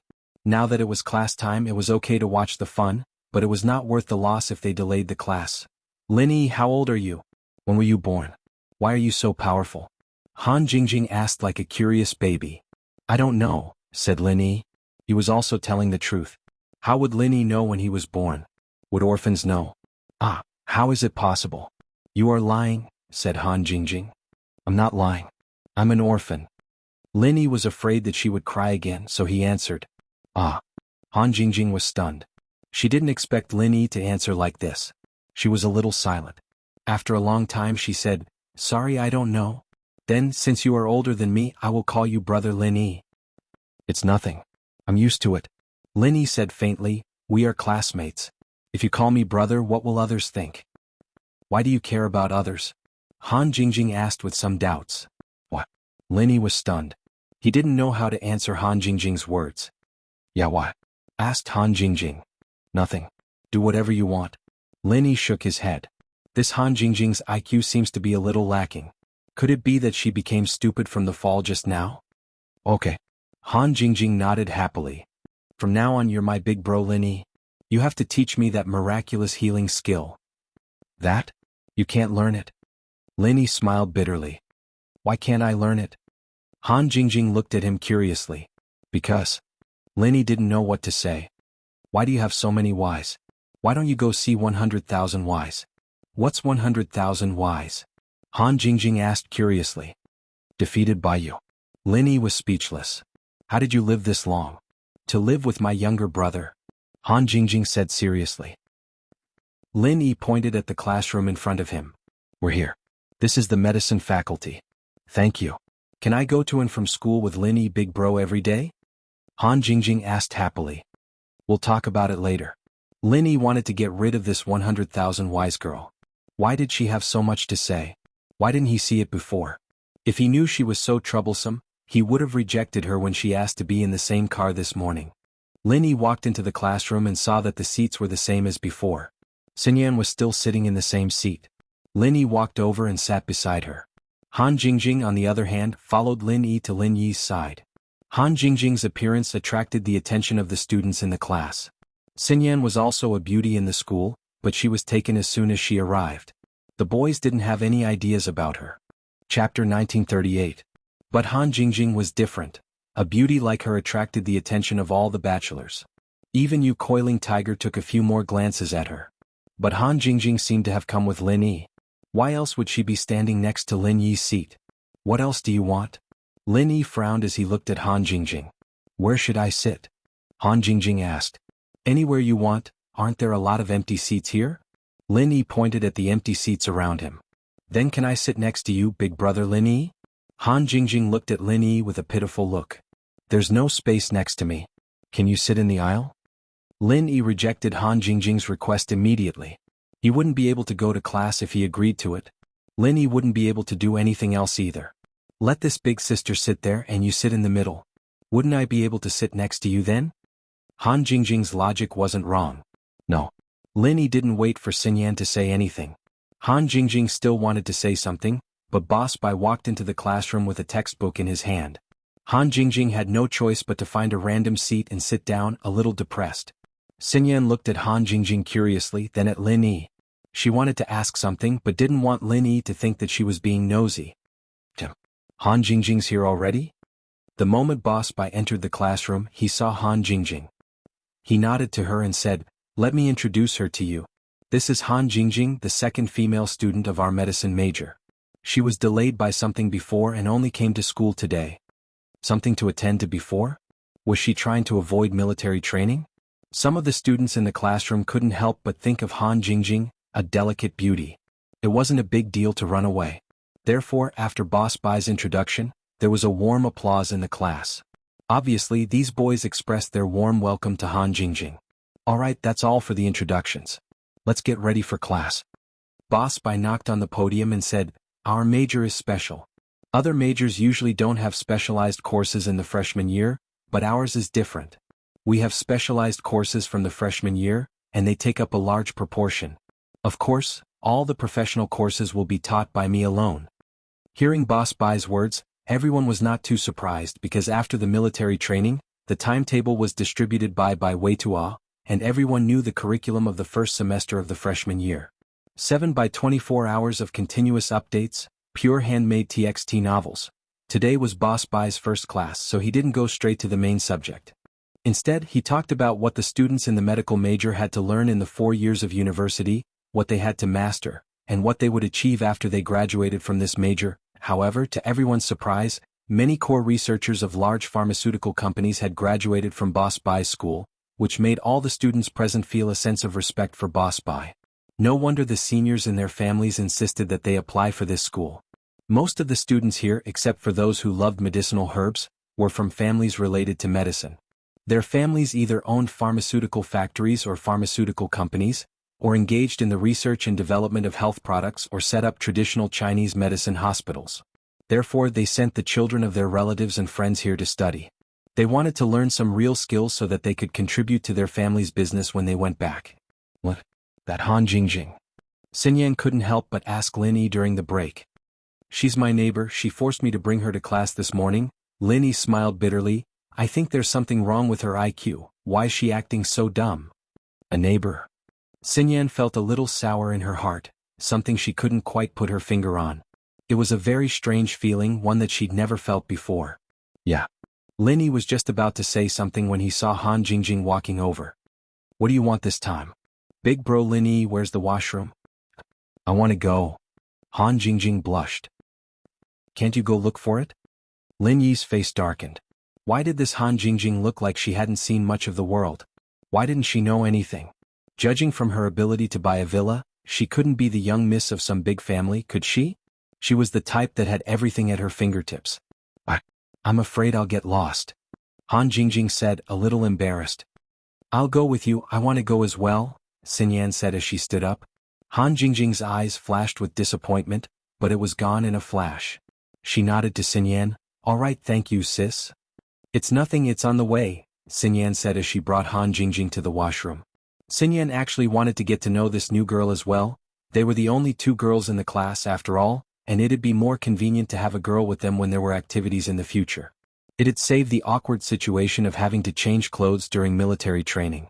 Xinyan and Han Jingjing went to the washroom, but Bai Weitua came over. Big bro Lin, what's up with this Han Jingjing? Don't tell me she's a freshman too? It's nothing, I met her on the way to school, she's also a medical major, so I brought her here.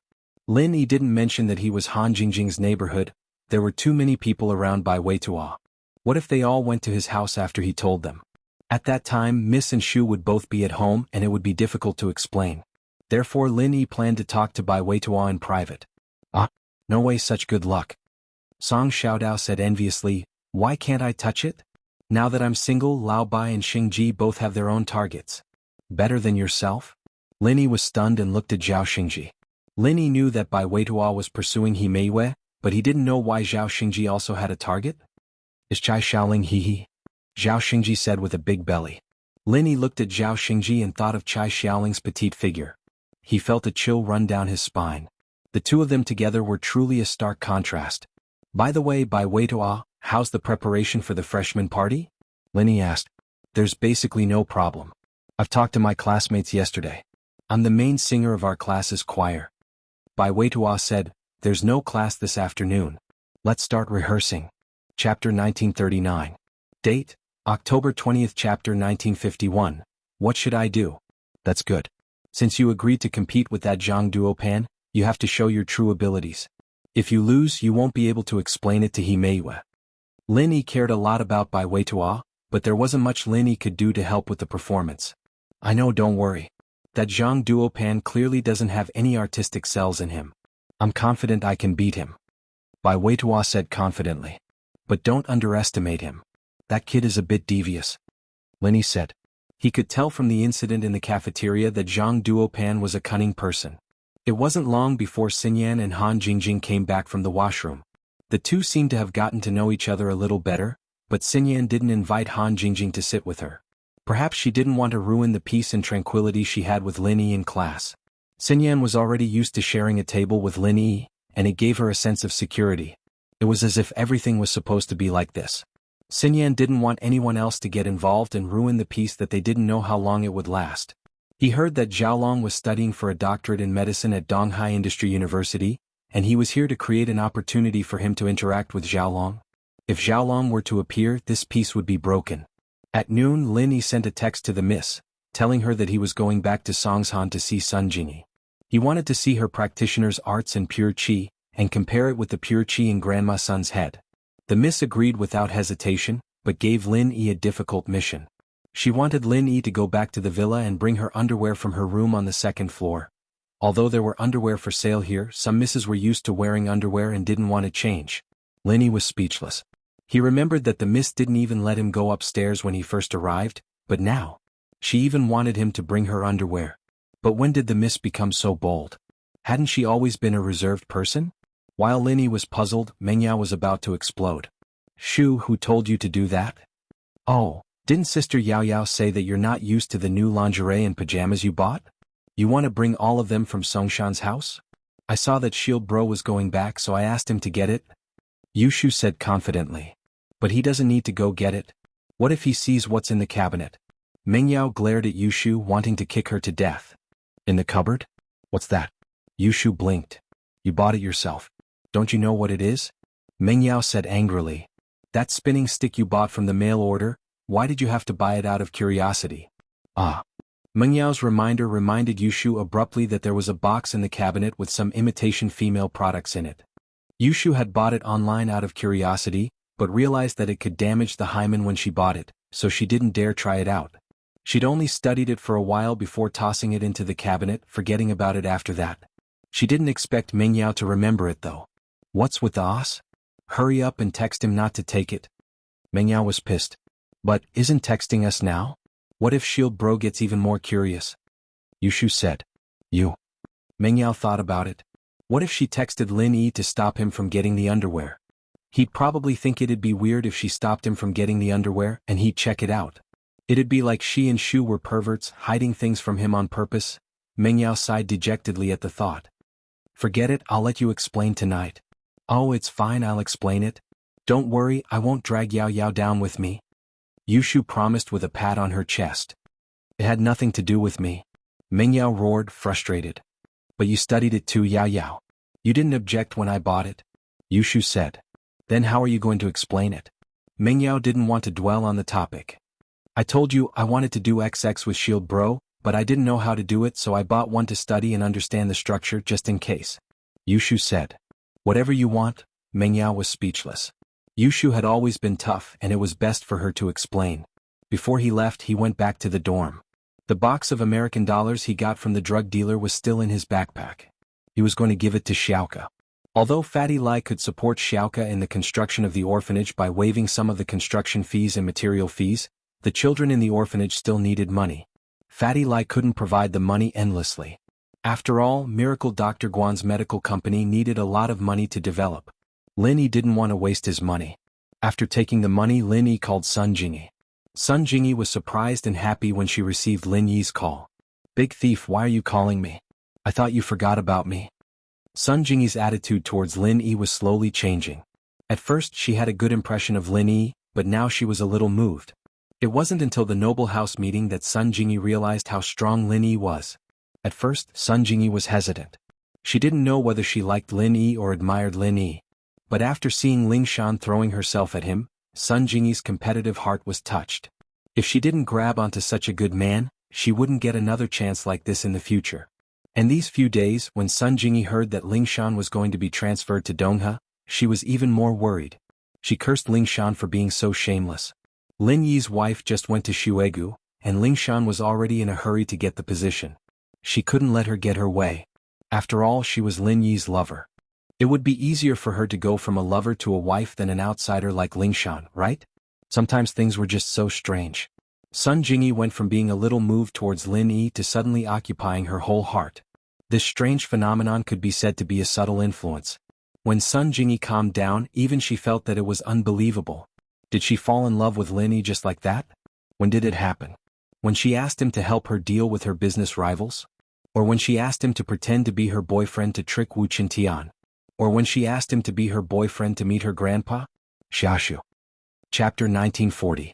Date: October 20th. Chapter 1952. The Alliance of the Strong, or was it at the Noble House meeting when Lin Yi showed off his power? Sun Jingyi didn't remember exactly when it started, but she was sure that she had fallen in love with Lin Yi. Otherwise, she wouldn't have been so impulsive when she heard that Lingshan was going to Dongha. And so, Sun Jingyi decided to discuss it with Qintian. The two of them would go to Dongha as well. She didn't think that Lin Yi would call before Sun Jingyi could find Qintian. "You're still at your old place, right? I'll come find you in a bit," Lin Yi said. "Ah, you're looking for me? Aren't you in Dongha?" Sun Jingyi paused. "Yes, but I'll be going back to Songshan later. I have something to talk to you about," Lin Yi said. "All right, see you later," Jingyi said, suppressing the joy in her heart as she hung up the phone. Sun Jingyi knew very well that Lin Yi was probably looking for her for some reason. It wasn't just because he missed her, but no matter what, Sun Jingyi was still very happy to see Lin Yi. Lin Yi didn't waste any more time and went straight to the highway. Lin Yi had quite a few things to do in Songshan. Other than checking on Sun Jingyi's chi, he had to send money to Xiaoka, go to Songshan First School to see Ziyu and Qin Shi, and then he had to get the Miss Underwear. 2 hours later, Lin Yi's car stopped at the food street behind Songshan's first school. A trace of confusion flashed through Lin Yi's eyes as he looked at the familiar scenery. It was as if he'd experienced a lot of things with someone important here, but what exactly they were Lin Yi couldn't remember. Frowning, Lin Yi shook his head helplessly, got out of the car and walked towards the first high school. The guard of the first high school naturally recognized Lin Yi. When he saw Lin Yi enter, he didn't stop him. It was after class and there were many students on the sports field. This was such a familiar memory. Seeing the familiar sports field, the familiar teaching building and the familiar cafeteria not far away, Lin Yi couldn't help but sigh with emotion. "Student, do you know which class Ziyu and Qin Shi are in?" Lin Yi asked a random student who looked like he was a freshman. "Ah, you don't know?" When the student heard Lin Yi's question, he looked at Lin Yi strangely. "Are they famous?" Lin Yi was also stunned. It was strange that he didn't know. Not very famous but extremely famous. Ziyu and Qin Shi are the prettiest girls in the first year, but Ziyu has a hot personality. Not just anyone would go after her. Only school bully Zhou Ruoming would go after her. The student started talking excitedly. But compared to Ziyu, Qin Shi is more popular. She's the commoner prettiest girl in school, and she's the target of many boys' fantasies. She's here to replace the commoner prettiest girl who graduated last year. Commoner prettiest girl? Lin Yi repeated those 4 words. What a familiar name. He seemed to have heard of it before. "Ichim? Right, are you from our school or not? How come you don't know anything?"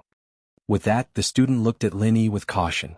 "Let me tell you, we can't even fight for the prettiest girl in our school. If you're from another school, you can pass." "Ah, I'm Ziyu's brother." Lin Yi smiled. "Ah, so you're Ziyu's brother? Then it's fine bye." The student looked at Lin Yi, a little awkward. Calling his sister a hot personality in front of Ziyu's brother was something embarrassing. "Wait, which class is Ziyu in?" Lin Yi asked. +5. "Ichem? Aren't you her brother? How come you don't know which class she's in?" The student looked at Lin Yi suspiciously. Distant relative just visiting her on the way. With that, Lin Yi turned and walked towards the school building. Could it be some random excuse made up by Ziyu's pursuer? The student shook his head and ignored him. Ziyu and Qin Shi were the prettiest girls in school, but they were too far away from normal boys like them. They couldn't be reached. Lin Yi walked into the school building with familiarity, and found his classroom in no time at all. There was a group of people surrounding the classroom, and one of them was holding a bouquet of flowers, as if he was declaring his love for a girl. "Ziyu, just say yes, I'm true to you, I really am." The guy was saying mushy words of love. But Lin Yi recognized this guy. Who else could it be but Zhou Ruoming? This guy was showing his love to Ziyu. This made Lin Yi frown. He'd only been gone for a few days and the Zhou brothers were acting like this again? Didn't he ask Zhou Ruoguang to take care of Ziyu? Why was his brother, Zhou Ruoming, harassing Ziyu himself? Did this family want to die? But from the looks of it, Zhou Ruoming didn't do anything overboard, so Lin Yi decided to wait and see. Ziyu had been really annoyed these past few days. When Zhou Ruoming wrote her love letters, she didn't even look at them before throwing them away. He asked her out to eat a few times but she rejected all of them. Who would have thought that Zhou Ruoming would be standing in front of the classroom with a bouquet of flowers? Zhou Ruoming, are you done? Didn't I tell you that my brother is really strong? If you keep bothering me I'll tell him to break your third leg. Ziyu put her hands on her waist and glared at Zhou Ruoming. The surrounding students were speechless. She was the hot school beauty after all, so fierce. Breaking someone's third leg with just one sentence. My brother's really strong too. That's even better, we're a strong team. Zhou Ruoming grinned. Ziyu frowned. It seemed like this guy wasn't going to let it go if she didn't do something drastic. You know the boss of the North District, Guangbro, right? Ziyu didn't want to mention these gangsters at first, since she'd promised Lin Yi that she'd study hard.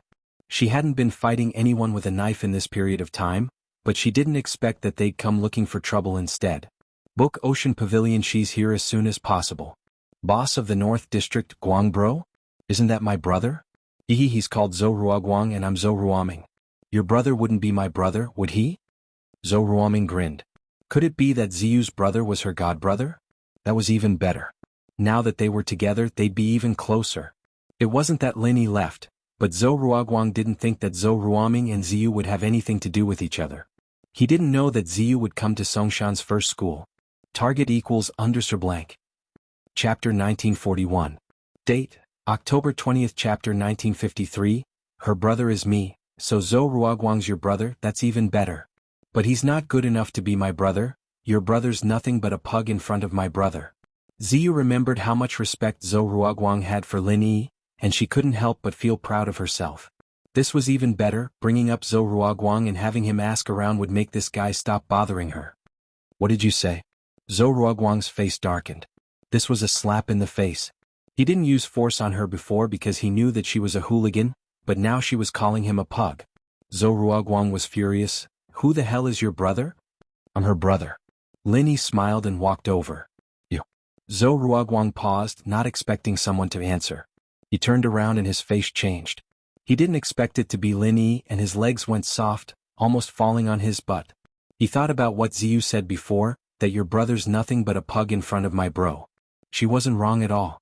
Even his old man Zhou Qindi was nothing in front of Hayashi Lin, let alone Zhou Ruoguang. Hayashi Lin. Ziyu's your sister. Zhou Ruoguang just realized how stupid of a thing he'd done. Of all people he had to go after Ziyu. His target was Qin Shi, the commoner beauty, but Tang Yun, the commoner beauty, got beaten up by Lin Yi, so he was a bit traumatized. He didn't expect her to be Lin Yi's sister. Why haven't you graduated yet, kid? Can't you do something proper? You only know how to hit on girls. Lin Yi frowned.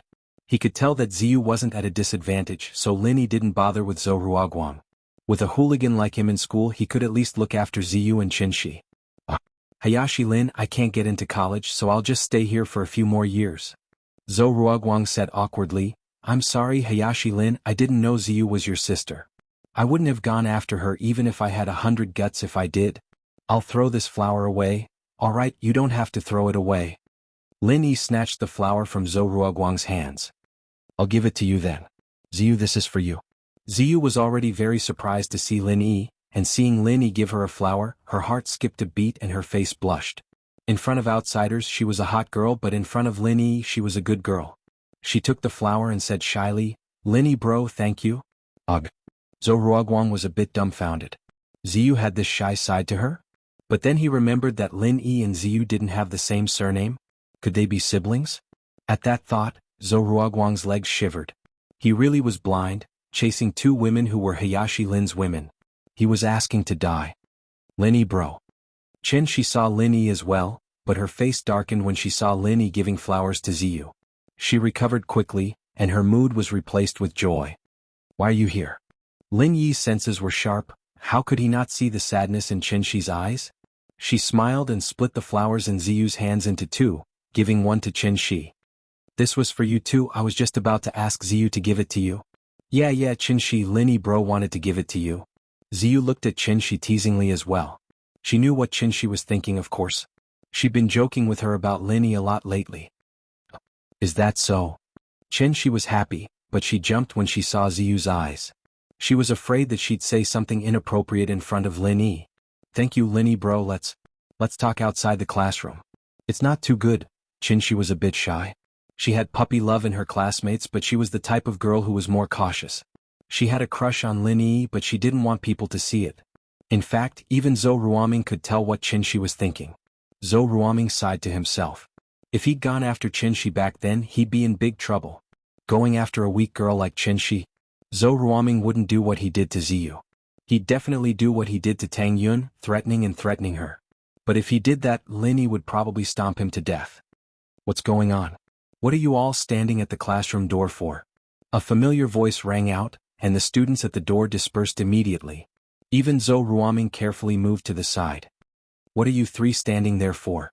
The voice rang out again, this time for Lin Yi, Ziyu, and Qin Shi. Ah, Mr. Wang, I'm here to see my sisters. Lin Yi smiled as he greeted the owner of the voice.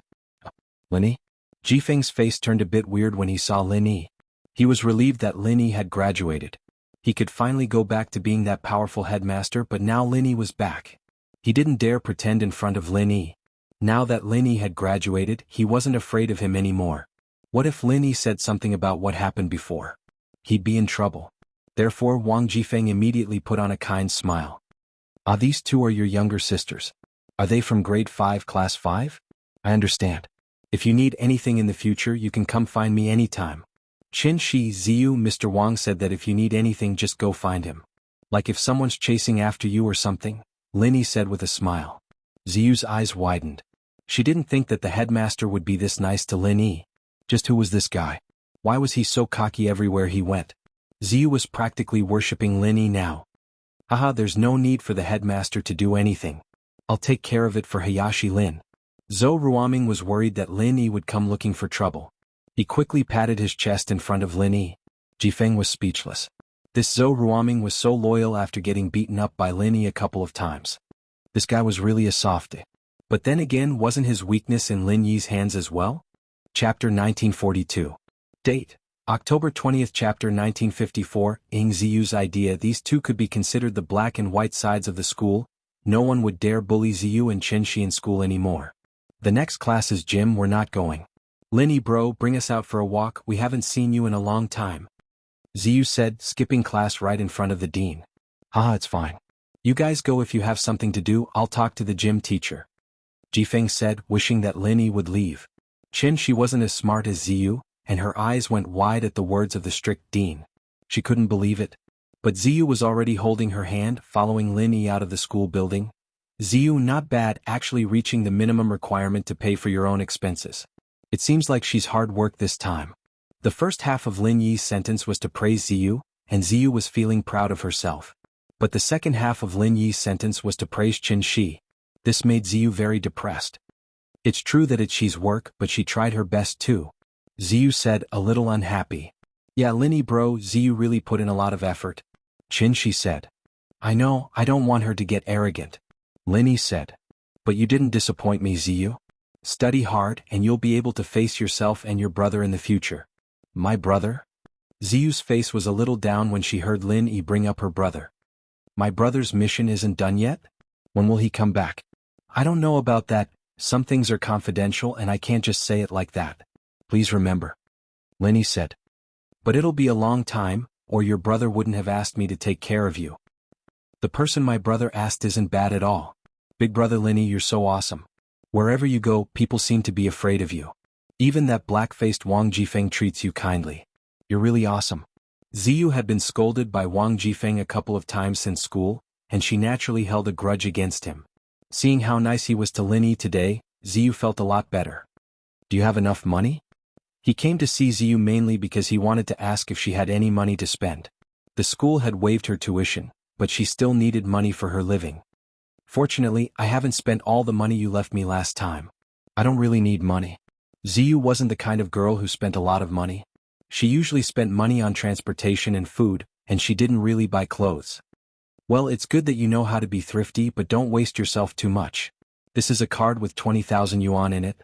If you use it sparingly, it should be enough for a semester. Lin Yi said as he handed a card to Ziyu. This was the card Lin Yi got before coming. The password is 6 zeros. This? My brother told you to give me? Ziyu didn't want to take Lin Yi's money. Yeah, your brother left me some money and told me to give it to you regularly. Lin Yi said vaguely. Oh. Ziyu didn't hold back and took the card, putting it in her pocket. How's your mom? She's fine now, right? Linny didn't know why, but he thought of old Zhu again. That guy always had bad intentions, and he didn't know if he'd tried to harm Qinshi's mom again. Mom's better now and she's working at that beef noodle house now. She's a part-time waitress, making 2,000 a month. Qinshi was very happy when she talked about her mom's situation. Not only was her mom better, but she could also go out and earn money. Qinshi's family's life was a lot easier now. With her mom's income, Qinshi didn't have to scavenge every day anymore. She could only go out on weekends and it wouldn't affect her studies. Linny nodded. Alright, go back and study then. I'm leaving now, I'm studying at Donghe. Call me if you need anything. What? You're leaving? Qinshi didn't want Lin Yi to leave, but she wasn't someone who was good at expressing herself. She didn't know how to make him stay. Linny bro, since you're here, don't leave so early. You didn't even treat me and she to dinner. Ziyu said coquettishly. When my brother comes back, I'll tell him how you treat us. Ah. Linny smiled, but his heart tightened. Ziyu might never know that her brother was already dead, and she'd never see Armadillo again. At that thought, Lin Yi's face changed. Let's go, I'll treat you guys to dinner. What do you want to eat? I want to eat the beef noodle house she's mom works at, Ziyu said. I tried it once before and I thought it was a bit expensive. This time it's your treat, Linny bro. Alright, let's go then. Linny sighed. Ziyu was a good girl by nature, and being in that school before was actually a form of protection for herself. She wouldn't be able to survive alone in that kind of environment, and even if she did survive, she might catch the eye of some hoodlum and become their slave. After treating Ziyu and Qinshi to some noodles, Lin Yi sent them back to school, telling them to study hard before leaving. Lin Yi's heart was a bit heavy. Seeing Ziyu's happy face, Lin Yi's heart was pounding. He'd have to tell her about Armadillo sooner or later, but how was he supposed to tell her? Shiyu. I don't even know what to say to you. Haven't you heard that you have to fight for your own happiness? You're so quiet, can't you be a bit more proactive? How many years does it take for Lin Yi bro to come visit us? Look, you're wasting the chance, aren't you? Ziyu scolded Qinshi. Ziyu had guessed Qinshi's thoughts and she denied it at first, but after a while she admitted it. Liking Lin Yi wasn't something to be ashamed of, and so Ziyu started teaching her how to chase guys, but she didn't have the chance to put what she taught her into practice. Man, no, I need to do something else next time. Do you know how to flirt? Find a chance next time and trick Lin Yi bro to come to my house. Dress a bit more sexily and flirt with him, maybe it'll work. Ziyu said. Ziyu sis, what are you talking about? I don't know how to. That's so indecent. Qinshi's face got redder. Ziyu actually came up with something like this, telling her to flirt? Wasn't that something only bad girls would do? Target equals underthink. Chapter 1943. Date: October 20th. Chapter 1955. Depressing and depressing, what's so improper about it? Haven't you heard of this saying? Women need to be able to go to the hall, cook in the kitchen and get on the bed. Ziyu said with a serious face. You need to be noble and dignified in front of outsiders, gentle and virtuous at home, good at cooking. When you're in bed you need to be horny. Men all like women like that. Ziyu used to be a delinquent girl living with a bunch of men. She'd heard a lot of this stuff and now she was teaching Qinshi. 7 by 24 hours of continuous updates, pure TT handmade. Really? Qinshi was more innocent, but Ziyu's words made sense. But that was too embarrassing and she couldn't do it. Of course no, I have to keep training you or you won't have a big chance. Ziyu said. Ziyu sis, can we not get on the bed? Qinshi said bitterly. How can we do that? This is the most important thing. Ziyu said, don't worry, it's easy to learn. I'll get you some movies and you'll know when you come to my house. Okay. Qinshi stupidly agreed. After leaving the first high school, Lin Yi drove back to the villa area. Ever since he went to East Box, no one had come to this villa for a long time. Lin Yi opened the door of the villa and suddenly felt a sense of desolation. Lin Yi didn't delay. He went upstairs and came to the elder sister and Shu's bedroom on the second floor. This used to be Lin Yi's forbidden place, but later, everyone's relationship became harmonious. Lin Yi came up a few times, but if there was nothing important, Lin Yi still wouldn't come. See me? Opening her wardrobe, Lin Yi found a clean underwear storage box and took out the underwear and pajamas in the wardrobe one by one and put them in the storage box. Big Sister's and Shu's underwear were basically cute. Many of them were printed with cartoon patterns, but even so, it still gave people a feeling of imagination. Looking at the underwear in front of him, Lin Yi couldn't help but think of the incident at Grandma Sun's house, when Big Sister took off her clothes to take a bath. He immediately cursed the 3 Earth-rank bastards for coming at the wrong time. Burning them to death with fire poison was really letting them off easy. After packing the underwear, Lin Yi found that there was a box under the cabinet. Lin Yi didn't think much about it. He thought that it was a new underwear that hadn't been unpacked, so he picked it up. But when he held it in his hand, he was shocked. Damn, it's so big. Lin Yi looked at the huge thing in front of him and was shocked. Such a huge female masturbator, was it for Big Sister or Shu? But it doesn't seem like it. Big Sister definitely isn't this kind of person, and Shu, although her character is a bit tough, in Lin Yi's opinion, she wouldn't use such a terrifying thing. However, this appeared in Big Sister and Shu's cabinet. Other than the two of them, there really wasn't anyone else. 7 by 24 hours of continuous updates, pure TT handmade. Lin Yi was a bit hesitant. He didn't know if he should give it to them. He wanted to ask Big Sister and Shu, but Lin Yi was too embarrassed to do so. After a moment of silence, Lin Yi directly stuffed the box into the storage box. He gave it to them anyway so they wouldn't need it anymore. Lin Yi didn't think too much about it. Perhaps Shu bought it to prank others. This girl often tricked people, so it wasn't impossible for her to buy something like this and stuff it into the bags of Zhong Pingliang and the others. After packing these things, Lin Yi put the storage box in the car's trunk. He then turned back to his room and took out a male thief mask. Lin Yi thought about it and decided to meet Yuku as the male thief. He'd helped her last time with his identity, and the girl had misunderstood him. He didn't want to go through the trouble of explaining to her. Yuku was going crazy recently. Although the construction of the orphanage was on the right track, and most of the buildings were built by Fatty Lai's company for free, she still lacked money. Yes, she lacked money very much. There was no other reason. Lingshan had recently uncovered a criminal group that specialized in kidnapping and selling children, raising them to become beggars, entertainers, and thieves. The person in charge of this group was Jianghu, but he was beaten half to a pulp by Lin Yi and was sent back to the firewolves by the professor. His underlings didn't know about this, and while they were waiting for Jianghu to come back, the police came to their door and wiped out their criminal base. Although the criminals had been sent to prison, the children and street children who had been caught had become a big problem. The police released pictures of these children, and while waiting for their parents to come and claim them, they sent them to the city's orphanage. Of course, everyone knew that other than a few parents who would recognize their children and take them back, most of the children would stay in the orphanage forever.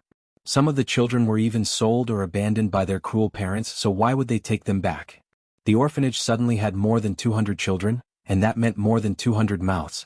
No matter how rich Yuku was, she wouldn't be able to take care of all these children. The money that Lin Yi gave her last time was basically used up, and Yuku was so anxious that she wanted to go back to her old business. In fact, the orphanage could totally reject these 200 orphans. After all, the orphanage wasn't in a good financial situation right now, and suddenly having so many children would definitely increase the burden. However, Yuku and the old director were kind people. They opened this orphanage not to make money but completely out of love. Yuku even went to the hospital to adopt abandoned babies.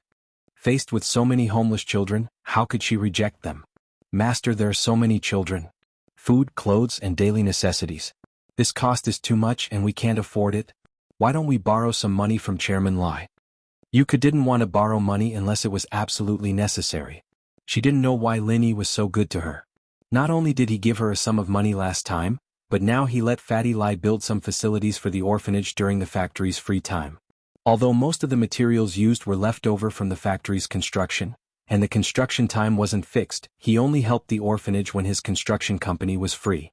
Although the progress was slow, the orphanage didn't have to pay a single cent. So Yuku was a little puzzled. What was Lin Yi doing? Since she already knew that she had someone she liked and it was impossible for her to have anything to do with him, he still did this for another reason. But if that wasn't the case, then why? Chapter 1944. Date, October 20th, Master, your identity? Xiaoke was startled. She knew a little about her master, and if her master were to show his face in public, his life would be in danger. It's been so many years and that incident should be over by now. Plus, I only accept missions from the thief's door, so there shouldn't be any problems, the dean said. Master, why don't I go? Xiaoke hesitated. Oh. You almost lost your life last time, and if it wasn't for the male thief protecting you, you wouldn't have made it back. The dean rejected Xiaoke's suggestion.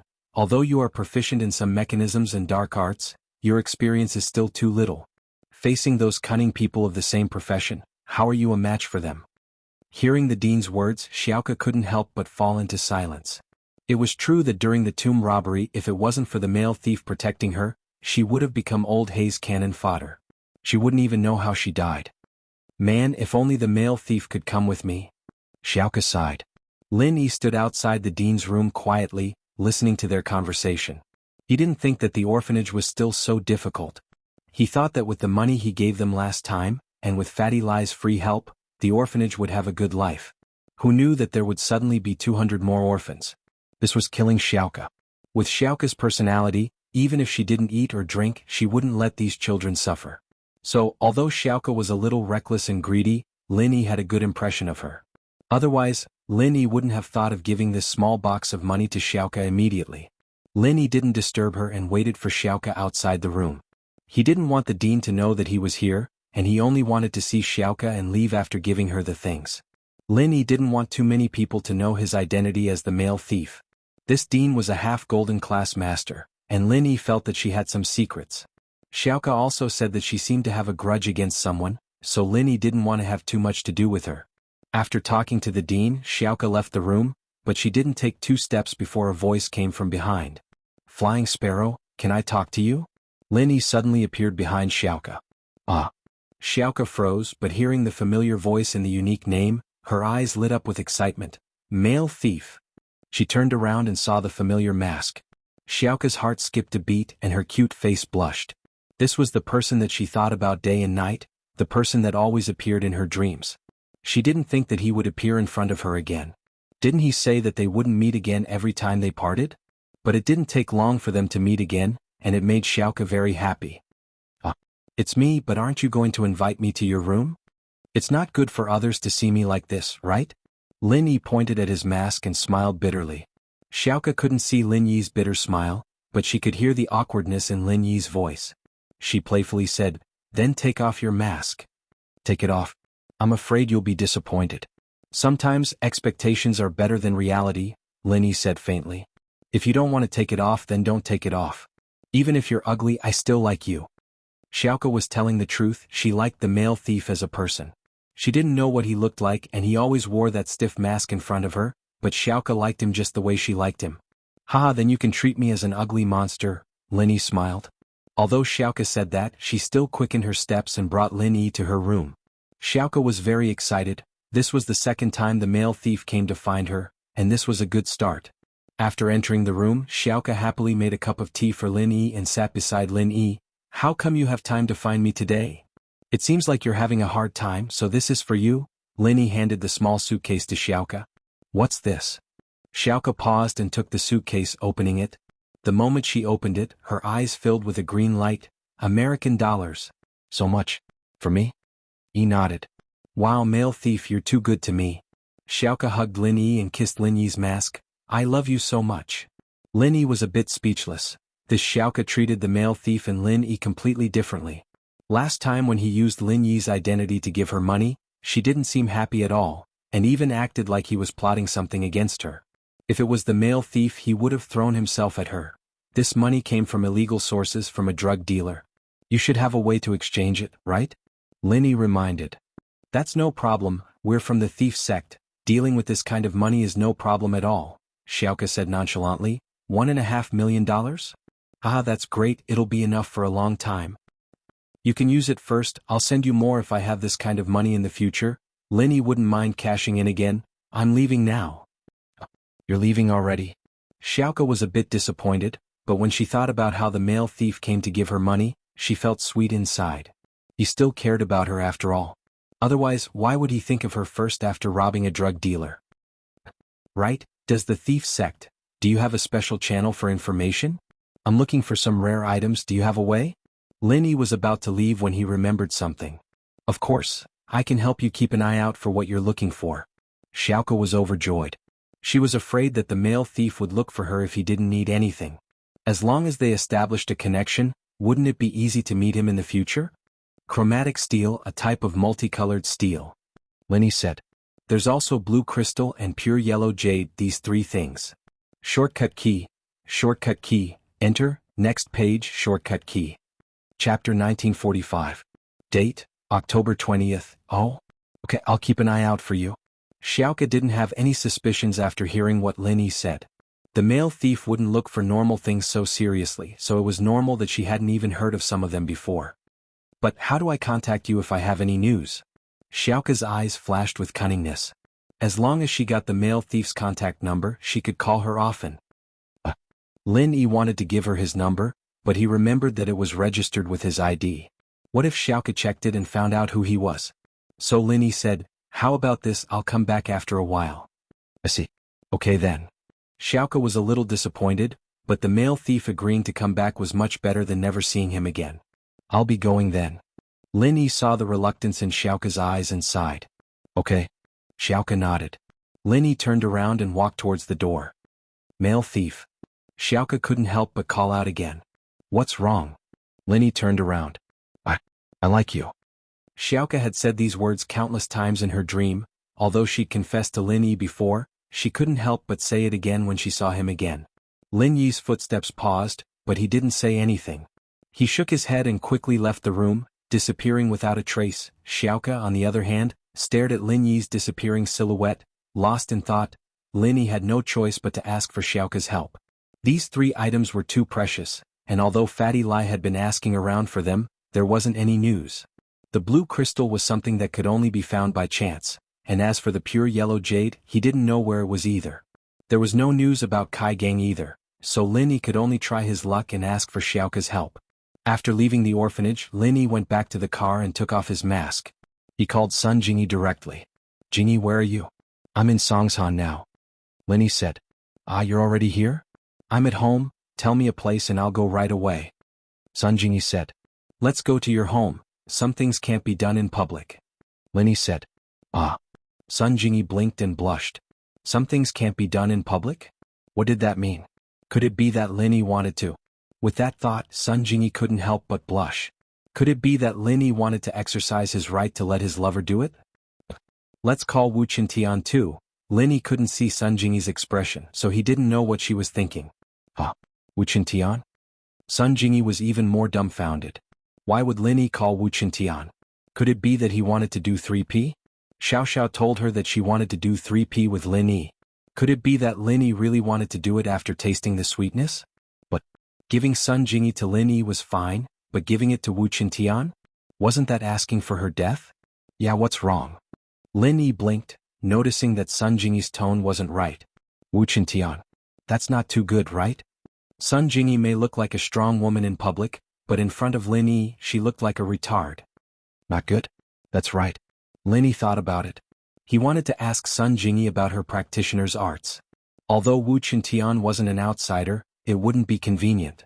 Lin Yi nodded. All right, I won't call him then. Phew. Sun Jingyi let out a breath of relief. That's not right. Lin Yi suddenly remembered that he didn't tell Sun Jingyi why he was looking for her. How could she know? So what did she mean by her words just now? With that thought, Lin Yi asked with a weird expression. Jingyi, you don't want me to call Wu Qintian, what do you mean? Didn't you want to do that with me? I'm not even ready yet, why are you looking for Wu Qintian? I'm not that kind of person. Sun Jingyi panicked when she heard that Lin Yi was looking for Wu Qintian again. The misunderstanding between the two was because they couldn't see each other.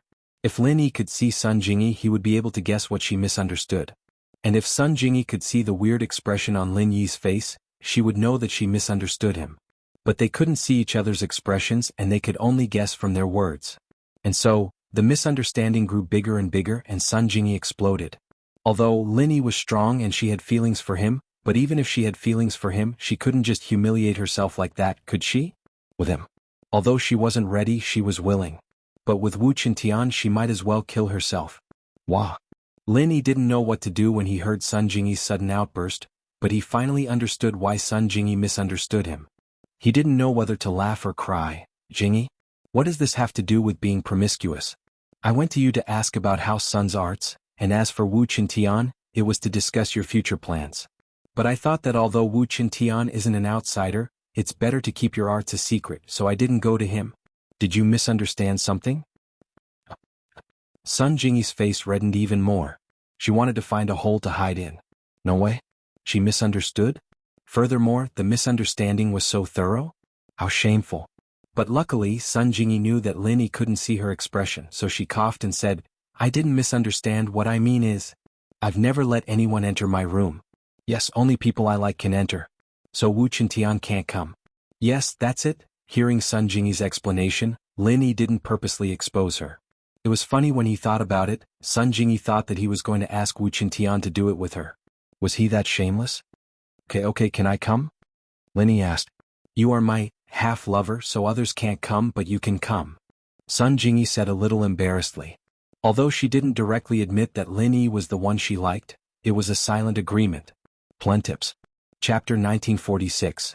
Then you wait for me. Lin Yi found that Sun Jingyi, this little girl, was really interesting. On the surface she seemed to be strong. In fact, she was still a little girl who hadn't grown up. Her disguise was just to protect herself.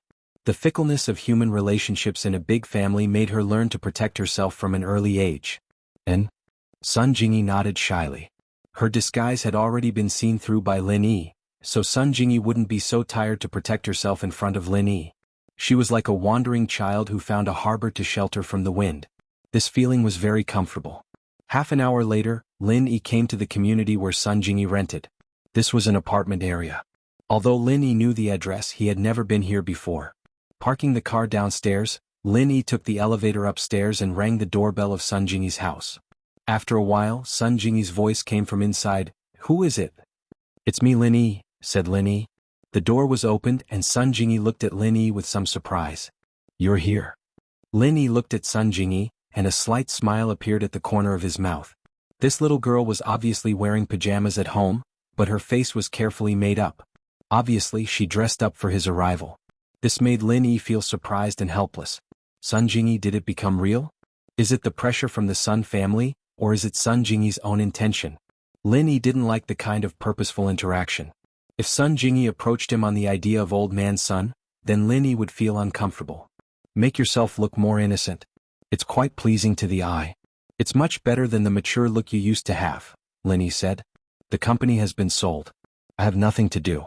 Of course I won't dress up anymore. Sun Jingyi listened to Lin Yi's words and was a little happy. Am I really beautiful today? Indeed.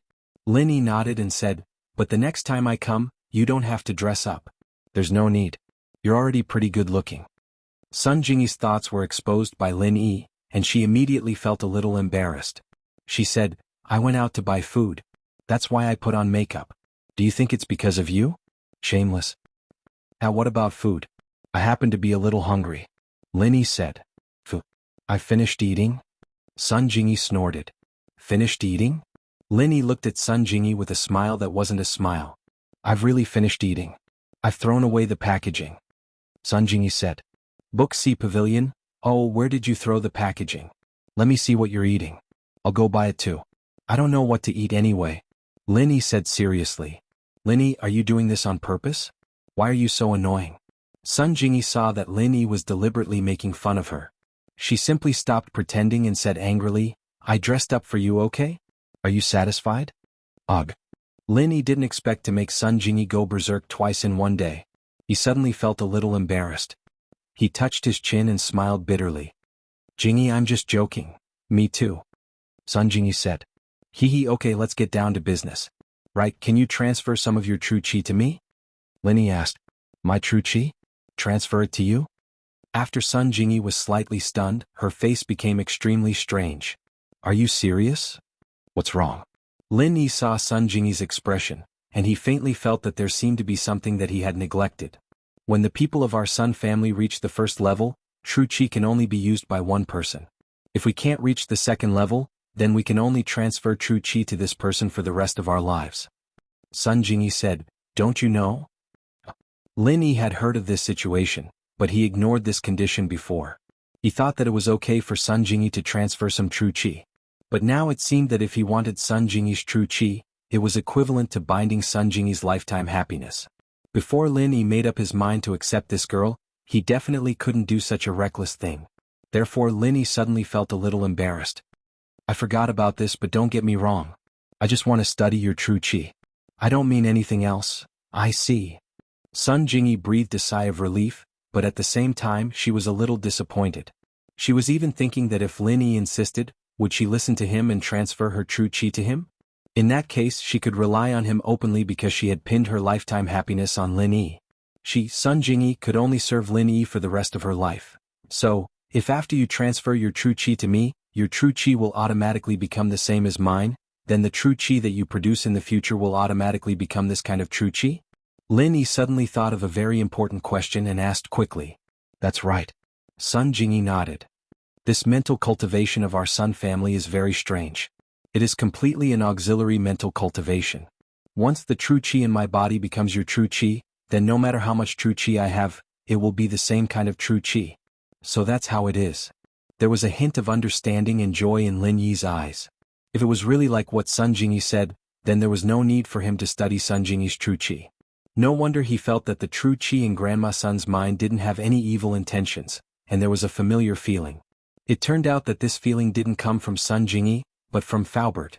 Since Grandma Sun was Faubert's wife, then the true chi that came out of Grandma Sun was naturally the same as Faubert's true chi. After thinking about this, Lin Yi secretly scolded himself for being stupid. He actually gave up what was close at hand and sought what was far away. Didn't he know everything when he tested Faubert's true chi? Yeah, what's wrong? Sun Jingyi saw that Lin Yi seemed to be very happy and she was somewhat puzzled. Hehe, Jingyi, thank you, you helped me solve a big problem. Lin Yi laughed. So your Sun family's mental cultivation is so strange, no wonder I can't see through your strength. From the moment Lin Yi met Sun Jingyi, he couldn't see through her strength. It could only be said that Sun Jingyi's mental cultivation belonged to the swordsman, but it wasn't completely swordsman. She didn't have a strength level, it was completely an auxiliary mental cultivation. Well, it's nothing. Sun Jingyi shook her head. She didn't understand what she had helped Lin Yi with. Oh right, Jingyi, can you give me a copy of your mental cultivation? Lin Yi suddenly thought that if he let Grandma Sun continue, could she continue to help Faubert?